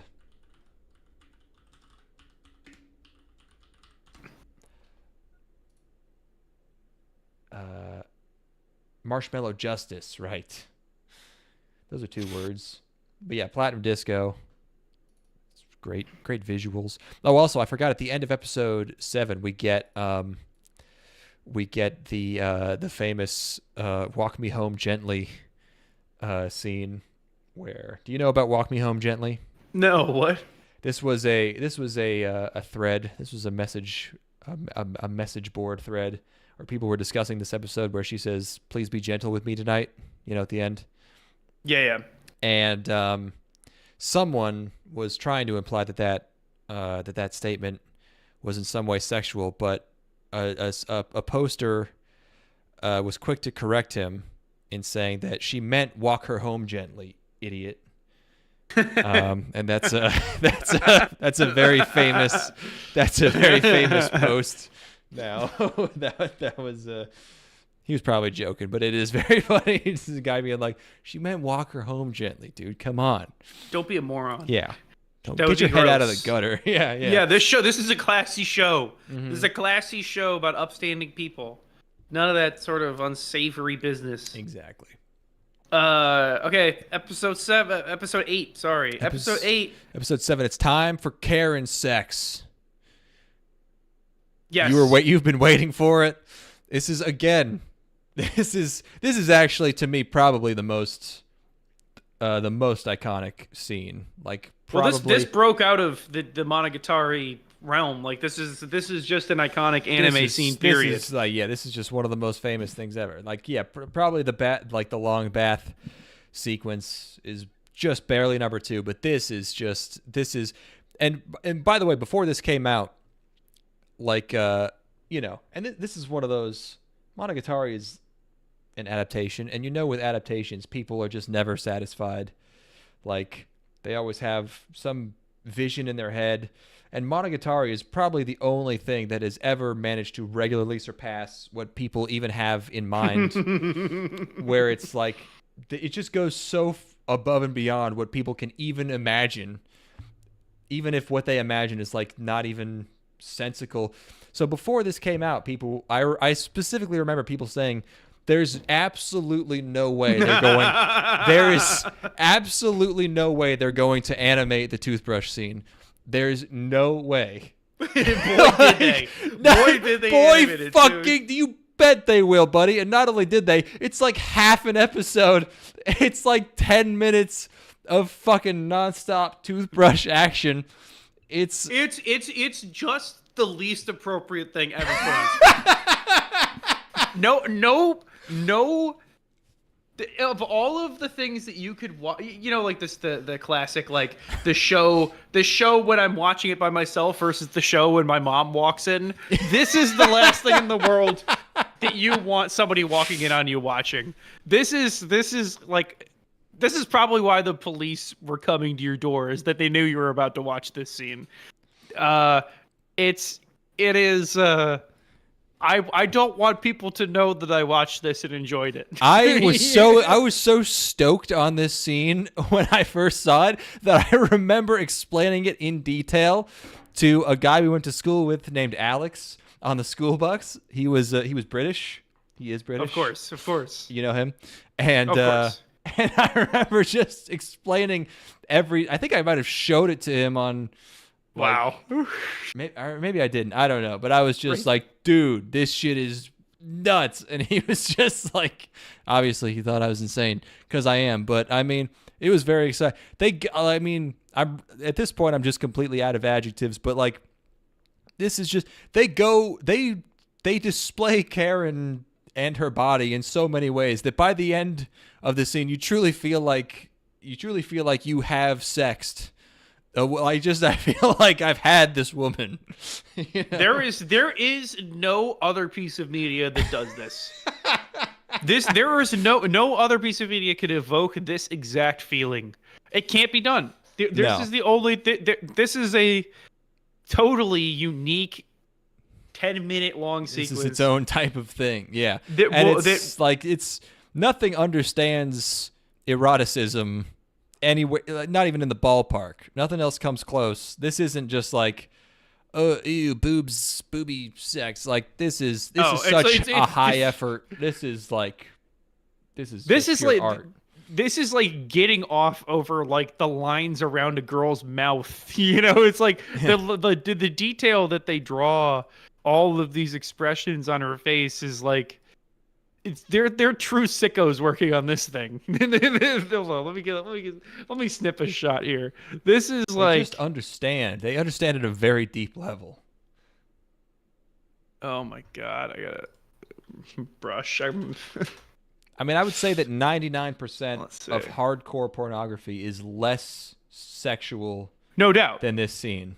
For sure. Absolutely. No question. No question. I've seen it all. I've seen Yes. it all. Oh, yeah, Nothing comes close. Nothing comes close. It's like the toes curling and like the individual bristles falling off of her gums. It's like you Yep. fucking these are twisted motherfuckers. And by the way, I guess we should mention this is all happening. He's brushing her teeth as a form of torture to see if she can withstand it, and if she does, then she wins, and he will introduce her to his lesbian friend, who she likes a lot because she's also a sporty tomboyish girl. It's a very funny setup, and he doesn't want her to meet her because like she's an aggressive predatory lesbian. hell yeah. Pretty sick. It's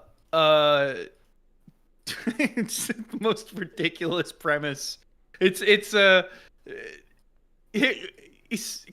a fucking sicko.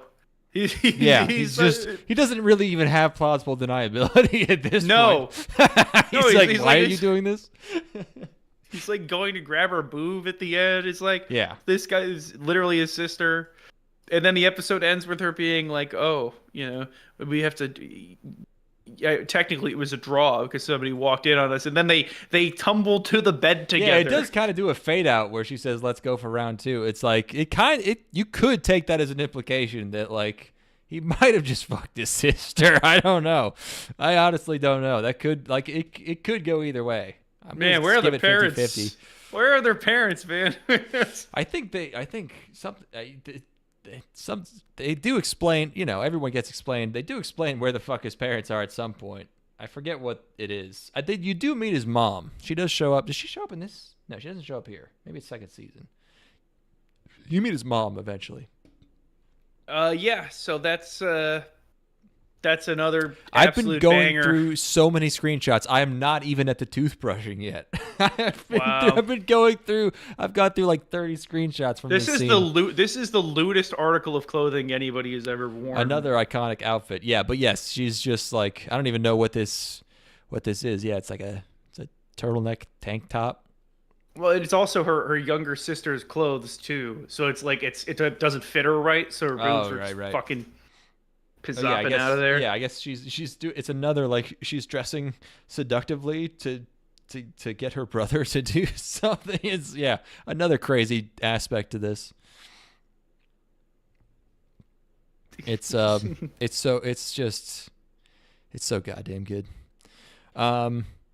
He's so fucked up. Yeah, but you root for him. But there's an Araragi inside all of us. He's just like, your worst instincts. It's a part of you. Yeah, it's just like, what if this were to come out because you could get away with it because you're a cool vampire guy? But it's like, we all have a little bit, it's like watching the Joker. It's like, this is, you could be pushed to the limit. For real. Yeah.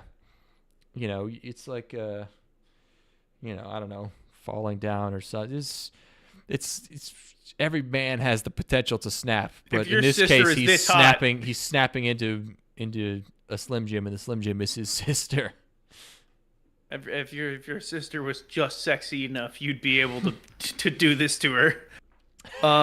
Yeah, I don't like to think that that potential lays within my imperfect human soul, but I have to acknowledge it is there. To err is human, my friend. Yeah. So, okay, episode 9. Are we still screening? Are we still screening here? I'm just gonna keep going through this, but yeah, we can talk about episode 9. I can't believe it. They just keep bringing it. Excuse me. But we get a Karen piggyback, but also we meet Yotsugi, another just like even at the very end, just bringing out just banger characters. Yatsugi is the doll girl voiced by Saori Hayumi, and she gets a lot more stuff going on in oh fuck, what's it called? It's not. Oh, it's Nisemonogatari, which is like a 4 or 5 episode OVA. But yeah, she's fun. She's stoic. She's got a silly outfit on. She's got galoshes. But yeah, we meet. What's this lady's deal? I can't even remember. But another, I think kind of inferior to Kaiki. But the next antagonist is this lady who they have to fight. And Suki's problem is that she's a bird. Yeah, she's just a bird. She's just a straight up bird. I said, oh, those were birds. Yeah, so she was implanted in her mother by, or the bird itself planted itself within her mother. It's a phoenix, effectively, and it is reborn in people's, in the homes of people, basically. And this plot development thus makes half of Aragi's, discretions slightly less illegal, I guess. Maybe. Yes. Yeah. Or just less biologically disgusting, I guess. A little bit less safer. Genetically. But actually, it goes from being incest into being bestiality. But at least it looks like a person. Yeah, it doesn't count if it looks like a lady. So it looks like his sister. But well, it doesn't look like a sister because he never had that sister. It looks like it could be his. It looks like it very much should be his sister. Yeah, she does kind of look like Karen. I don't know. They don't look too dissimilar. But she doesn't know that she's a bird. Yes. So this doesn't. I don't see ultimately what this much change. I mean, Aragi's obviously disturbed by this information. I wouldn't like it if I found out my sister was a goddamn bird. But ultimately, once he makes he decides that he doesn't care. Yeah. Because he realizes he would still die for his sister. So that might as well be the genuine article. What difference does it make at that point? Yeah, and I also like I really like the conclusion to this, which is that, to decide if she's, his sister, he kisses her and he doesn't feel anything, so he's like, right. Not like my other sister. Who I need a little contradictory, maybe a smidge contradictory there, where the reason that I know that you're actually my sister is that I don't want to fuck you. Wait, hold on. And then Shinobu is bigger now. She becomes bigger. She sucks some more blood out of him. Yeah, and then she temporarily becomes teen Shinobu for the fight against these two girls, the robot girl and the other lady who I don't remember either of their names. This arc I didn't quite get the full idea of it. It didn't feel as well assembled as the Kaiki arc. Yeah. But still entertaining nonetheless. I just didn't get a super huge impression from the two villain girls. But obviously still lots of fun stuff along the way there. Yeah, we get good stuff. We get him unrolling Tsukihi's robe and furiously groping her all over. We get donuts. We get Shinobu loves donuts. Yes, she wears a sundress and she eats a bunch of donuts. That's fun. That's great. And then Kaiki comes back for a little while. Yes, talks a little bit. God, my one might get us taken down. No way, dude. There's nothing bad here. You see that part on the lady all the time. This is what nothing PG bad is rated. in your world with the police knocking on the door. It's I didn't do anything. He says. I didn't do anything. Good and this Lord is right. this is the thing you weren't doing. You know, like Yeah. riding the line as much as you possibly can. The anime when the police break into my house. Damn it! I swear, it's like really intellectual. There's a lot of dialogue. Well, you've already blown your brains out by that point. Yeah, so. It's a good thing I've killed myself already. What a screenshot to open a new stream to. Oh my gosh. Yeah, actually, it's been pretty much nothing but that for the last hour and a half. So you might want to go back and look at them. No, you don't have to. No, that's okay.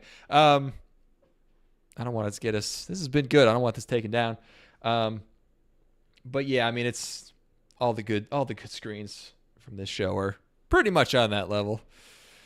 God, that's just what it's about.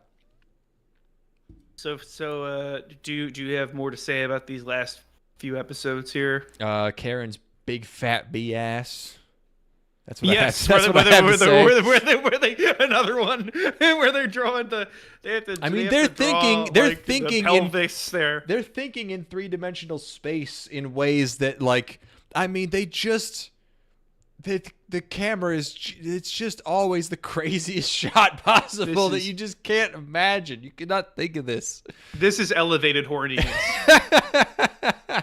This is refined. Yeah. This is like you like retire to a monastery and like you start to become levels of horny that are you're like it's like 4-dimensional. It's like fractals and you're like, oh my god, yeah. what the fuck? That's actually horniness is next to godliness. And if you get horny enough, you start to see heaven. I like how you had 2 separate screens. I took one and then I went another frame and I was like, oh, there's a more pronounced ass and pussy shot. Well, you gotta make sure you get the right one. It's like, you would hate because she goes so far that she drops all the way down. Her pussy bulge is so big she might as well have a nutsack. She's a bee. It's her thorax. This assembly of shapes that they put together here barely resembles a human figure. It works so well though. No, it's a masterful execution I would never of perspective. Talk shit. Yeah. I kind of want to just draw the legs as though they're going right up into the butt. I mean, they're masters of geometry. God. I like to think she's got tiny little legs there, and her knees aren't bent. Waddling around. Yeah. This is like the girls that were telling me in that Drewski show. You know, this is. Yeah, big, just giant ass, just like waddling. I love how thin she is when she stood up too. It's just for that one shot. They got that. They got the fisheye on. She's like, for this shot, let's put a massive dumper on her. I think it would work for the direction of the scene. Yeah, it's... Man, I have so many more screenshots. It's nonstop fun. It's impossible to... I think you can describe the things that happen, but the exact itch that is scratched by this is near indescribable. Yeah. Like, I can't... There just isn't anything else like it. There is no... a viewing experience like it where it's so mesmerizing and you just get completely sucked into its world and you are putty in the show's hand and they can do basically anything at any given moment, and because it's executed so well, you don't think twice. You don't think twice about anything that's happening. It's like, yeah, that makes sense. Wow, that's really deep. You know? Yeah. Oh, that's a big ass. Yeah, the characters are so good and their interactions are so good. And the stuff they're doing is always just so silly that, I mean, I feel like the actual plot of the arcs, like there are way sillier ones and like less consequential ones that happen that are still like so good just because of the characters, the conversations they have with each other, and the bits they do. You know, like one of the arcs is just like, we have to travel through time to help someone we already know, you know, it's like 10 years ago. And it's like, I don't even remember what happens, but it's just so much fun, you know? Yeah. It's a lot of stuff like that. I just can't believe they were allowed to do this. Yeah. Well, I mean, after you sell like 90,000 Blu-rays when Bake came out, you can just fucking go ham. That was what I was going to say is like Bakemonogatari must have sold fucking gangbusters for them to be able to like go this off the chain with it. I mean, this is a level of complete creative freedom that I don't know if did this air on TV? Oh yeah, Like where it was this probably a bit less. Maybe there was some stuff that was like not as, I don't know, like the Bake, at least there was a lot of stuff that like it wasn't totally finished. It came out on the Blu-ray, but I remember when this came out, I remember like seeing all this from the TV broadcast. Maybe it was like slightly less censored for like the the online releases or whatever, but I think a lot of it was just it's probably on TV. This is the most creative freedom I've ever seen anybody have on television. In terms of like really pressing the edge of what you can get away with. Yeah, like outside of like what is it, TMX, where like there's no nipples, but like this is, again, it's more horny than if there were just constant nipples, really. Right. It's too sophisticated for that. This has depth and nuance to its horniness, which is just difficult to really capture. It always finds a new button to press and a new way, and I think it understands honk honk better than it understands better than anything why the forbidden is so much sexier than just like you get to have sex with a person, Yeah. Like the sex thing that with a girl, boring. How about doing whatever this is with a bird? For years, with a bird, with your sister, with a shadow. Yeah, this girl's got a monkey arm and she's naked all the time. Yeah. Yeah. Continues to astound. And it's also just so great that something like it's like this that has this production value and is this like so unorthodox and bizarre. They were just like, we're just gonna make this like forever, and there's just so much of it. It really, like I said, it really felt like I wasn't, I was a little late. Like I wasn't watching it when Bake first aired, but I watched it in like 2011, and I was like, they're not making any more of that shit. Like, there's no way. And then 15 years later, they have never stopped making this shit. And there's an almost inexhaustible supply. They're making it faster than I can watch it. Well, it's also so crazy to do this in your second season. Like when you're like, okay, we got the go ahead to make more of this. We made a lot of money off the first one. Let's go balls out and see if people will still follow us on this path. Let's see if people will still put up with this. Basically, where is the line? Let's go even slower and just really like dig into every tiny little nuance and things. Like we're not really trying to like rush it and get people like, oh, we have to like adapt all these plot points and all the arcs, and it's just like, no, let's fucking soak in it. Let's hang out. Let's have an entire episode that takes place in a bathtub. Yeah, exactly. Like, there's no frantic, like, oh God, we may never get this chance again. We need to show everyone everything so that they like it. It's like, nah, man, you're in a fucking bathroom this episode. Yeah. It's big, and there's a lady And there. the thing is it doesn't even, like, occur to you until it's over. At least it did to me, where you're like, holy shit, that entire episode was in a fucking bathroom. It doesn't. You're just sucked into it. You're just totally like you kind of glaze over, and you're taken in. Special stuff. Yeah. Special stuff that I can't tell anybody about. Special stuff I don't want anybody to know that I've seen. Special stuff I'm gonna lie about having seen. Have to just start telling everyone. You got to figure out who your real friends are. Yeah, I'm gonna. God, imagine if we had Steven watch this series. Oh my God. Ooh. Well, we'll get it back in. Fuck it, we can redo Bakemonogatari. It's a tough sell. Bake is a tough sell at first. It's like you really have to like, I would have to like be there with him and force him to watch like the entirety of Bake. I think you have to get through like all that before you're really hooked. I mean, because a lot of the stuff also doesn't click until after the scene is over. Where you're like, kind of what like just happened there? And you're like, oh my God. Yeah.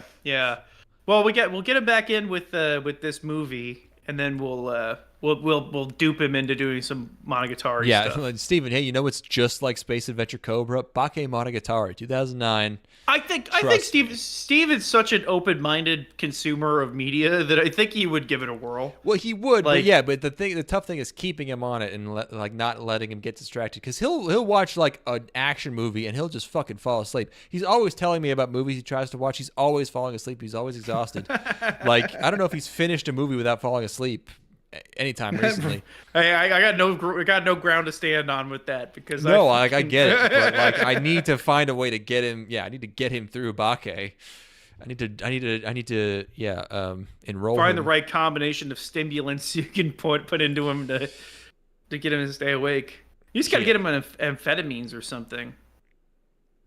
Yeah, yeah, definitely. I mean, I don't know if Bake is I don't know if that's a 2CB show, but yeah, I could just like, hey, let's take a shit ton of Adderall and marathon this Oh yeah, exactly. That'd be whenever perfect. the next holiday is. Yeah, Labor Day. Yeah, you can get him into it. That's an experience. If the only thing that is consuming your entire world is this show, if there's no outside stimuli outside of Yeah, Monogatari, that would be a lot. Well, it's a lot of reading though. you got to go through a bunch of. You got so many screens. You're still in the donut shop. Dude, there's so many good donut shop screens. Yeah, Mr. Donut. She got the little sun hat. Oh my gosh, she loves them. She loves the donuts. This was you in the. Was it a Mr. Is Mr. Donut even a real chain? Maybe not. Hey, it might be. This is me where? Oh yeah, Mr. Donut's real. Didn't you go to a Mr. Donut in Japan? I feel like I must have. You got us donuts one morning. Yeah, you said it was. You said I would not have liked to be there. I think your process of ordering was painful. But oh yeah, I did do this because I wanted to try a mochi donut. And and you brought us back some donuts. Yeah. Yeah. That's funny. Okay, yeah, going through these screenies here.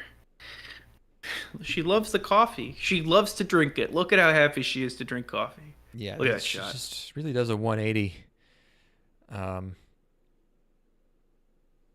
She just becomes a character in this one.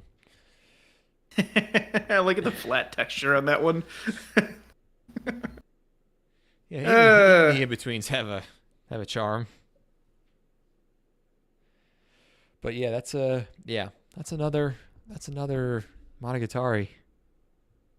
I like Down the to drain. watch the next one sooner rather than later. Yeah. Just because I feel like I want to keep this momentum that I have with it, and also keep all of the characters in my head a little bit better than I did from last time. Because I think we watched that in September or something. Was that when we did Maybe. Bake? That sounds right. I don't know. Yeah, and I feel like I was like, oh yeah, right her, rather than just immediately like locking onto the characters and remember everything about them immediately. Yeah. Well, I mean, a lot of this was reintroducing, like, they Right. they allow for that, especially since if you were just watching it would have been 3 years when it aired. Right. So Right. not that bad. Well, sweet. Yeah, I don't know if Neko Monogatari. I don't know if that's enough for its own episode. Maybe we do like that, and then we do like the first half of second season, or we like. I think there's a good like break point in the middle of second season, but I forget if it's like before the halfway point or after it. It should be pretty easy to find, but maybe we do Could do that and also do an Neko OVA. and that.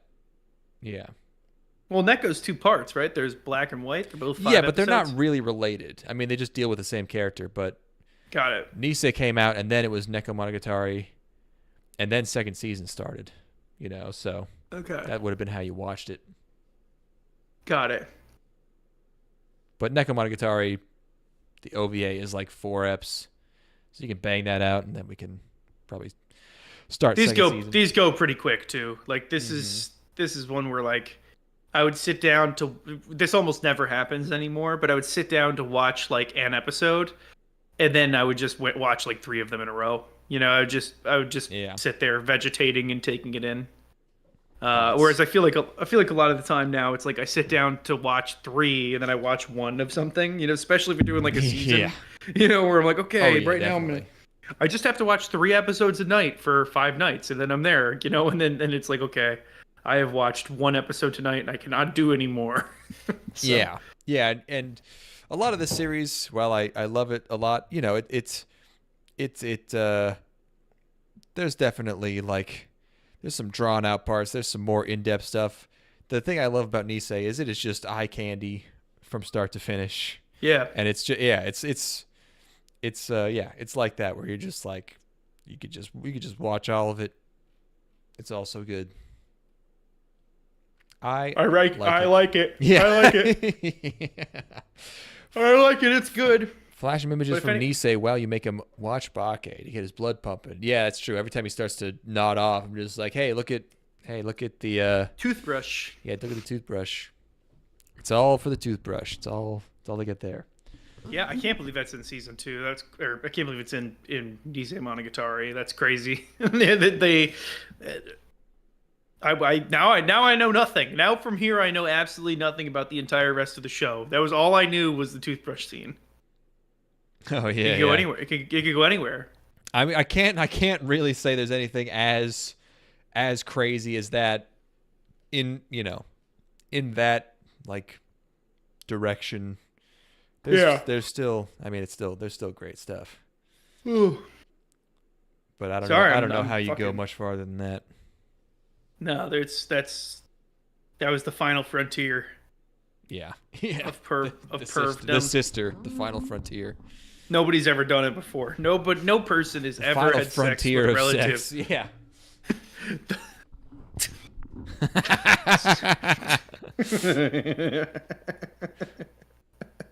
Nothing is more alien than your own kin. Mm-hmm. Well, Well, that was fun. I enjoyed talking about that a lot with me you. too. Yeah, no, I enjoyed offloading my trauma about being a wanted fugitive, yeah. being pursued by the police. Maybe Yeah. maybe they're after me. Maybe I've just been like every time I leave my house, it's so snowy that they don't feel like chasing me. Maybe every time you leave their house, they come and knock. And Yeah, they're just "Oh, like fuck, actually he's a really gone?" bad coincidence. Yeah, I'm just evading Yeah. them so expertly that I don't even realize I'm doing it. Yeah, I'm Mr. Magooing my way around the cops. you can't teach that. You can't teach It's that. it's innate. It's part of my Irish. Yeah, it's just like You're always avoiding the authorities. Yeah, it's passive ability. Mm-hmm.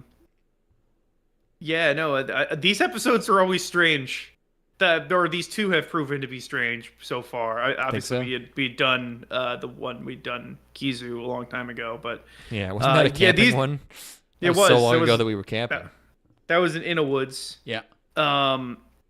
Yeah, just strange. I still don't have a great way of communicating about this show. I feel like I can never really get, because I'm still taking it in, I'm still processing it, and I don't. Maybe like 2 weeks from now, I'll be able to tell you what's so good about this season. But right now, I'm just kind of shit's coming out of my mouth, and I'm just saying scenes that happened. Well, yeah, when we do the next one, you'll be able to explain Nisei. Yeah, this is really it's a it really stimulates your brain in a lot of different ways. And, My brain is so stimulated. Let me tell yeah, you. I wish I had an MRI on my brain so I could see like all of the different areas lighting up as I'm being stimulated intellectually by this scintillating My conversation. brain when I watch Nisemonogatari, it's just fucking. It's just the Bioshock jamming the key in the hole. It's like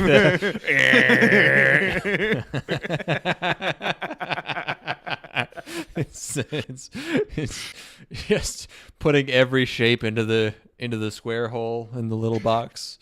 It's the most difficult piece of media ever made. Yeah. It is fuck Ulysses. This is 10 times harder than that. Yeah, this boy. is this is the Finnegan's Wake of my penis. I wonder if I feel like Monogatari is like I feel like there's probably like a sect of Westerners who like they definitely try to like justify them liking it, but it's sort of like did you know that like there's like a huge Western Kill la Kill fan base who are convinced that it's a parody of fan service as a concept, and that it's mocking fan service. No, I was not aware of this. Yeah, because they can't allow themselves. Yeah, to... they like the show, but it's like, yeah, there's a bunch of naked people.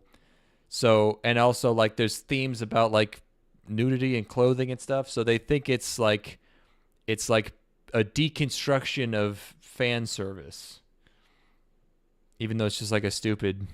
Yeah, even though it's a bunch of people that have been doing nothing but making fan service forever. Yeah, they're just a bunch of people who have done that for 20 years, and that's all they've ever done. Yeah, I feel like there's probably people who watch this and are like, no, it's actually good because it's a really surface level like critique of all the stuff that it's doing, and they're probably just missing like all the good stuff that it actually is.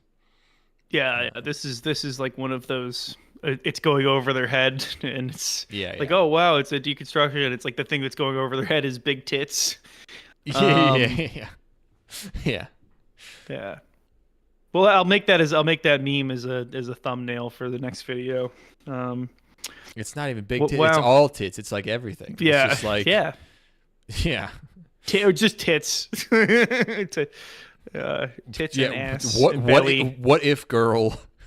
It's like, whoa, it's like criticizing. It's the deepest form of media I can possibly comprehend is talking shit on something and offering no alternative. It's shit, like they see like a Rian Johnson movie and they're like, holy, like they think everything good that is a Rian Johnson movie, like holy shit, it's like not doing the thing. It's pointing out how it's not doing the thing, and that makes it good. Yeah, what's going over their head is, lady. Yeah, I'm so horny.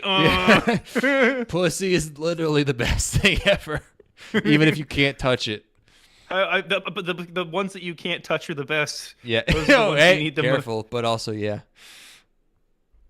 The cops are at my door. Oh. Yeah, it could be interpreted the wrong way. My cat came home without his goddamn tracking collar on, so now I have to go find that. He shook the tracker? He must have got it caught on a fence or some shit. Oh, man. Well, I was afraid you were going to say, like, oh, my cat came home without his leg. No. He's got all four of those. Yeah. That's good. No, but well, it's good. I like it. Yeah, it rules, man. Yep. You want to play us out? I will play us out now. I do have okay, that's the final one. I finally got through all of yes. I finally, now that we've watched this, I finally get to wait, where did I put it here somewhere. I finally get to play this insanely old remix. Yes. Thanks for joining us. Sorry if we got a little boned up, but that's just how it is. That's what this. I'm always boned up. That's what the show is. Yeah, it had to be done. Yeah. I don't know what we're doing next, but it'll be soon, hopefully. Oh yeah, it's with Steven. Look forward to that. Hopefully. ですね、荒木さん。はいというのはいわば物体裏なんですよ。普通舞台の上だけ見ていればいいんです。それが現実というものです。知らなきゃ知らない方が悪いことなんですよ。むしろ怪異を知ることで知らないことが増えただけのことなんですよ。そっとずいぶん話し込んじゃったな。悪かったな、少し引き止めちまって。ああ、いえ、私はいつだって道に迷っているだけですよ。強いて言うなら荒木さんの家ってこの辺だったかな。そんなことを考えながらの散歩でした。お前いなくなったりしないよな。いつも他人の都合ばかりを考えている荒木さんがそんな風に自分の都合を押し付ける相手って多分私がせいぜい忍さんくらいのものでしょうね。私はいなくなったりはしませんよ。私がどうしようもなく困っていたらその時は助けていただいても構いませんか。助けるよ、当たり前だろ。ですね、荒木さん。怪異というのはいわば物体裏なんですよ。普通舞台の上だけ見ていればいいんです。それが現実というものです。知らなきゃ知らない方が悪いことなんですよ。むしろ怪異を知ることで知らないことが増えただけのことなんですよ。そっとずいぶん話し込んじゃったな。悪かったなスクジ引き止めちまって。ああ、いえ、私はいつだって道に迷っているだけですよ。強いて言うなら荒木さんの家ってこの辺だったかな。そんなことを考えながらの散歩でした。お前いなくなったりしないよな。いつも他人のツッコばかりを考えている荒木さんがそんな風に自分のツッコを押し付ける相手って多分私かせいぜい忍さんくらいのものでしょうね。私はいなくなったりはしませんよ。私がどうしようもなく困っていたらその時は助けていただいても構いませんか。助けるよ当たり前だろ。ですね、荒木さん、怪異というのはいわば物体占い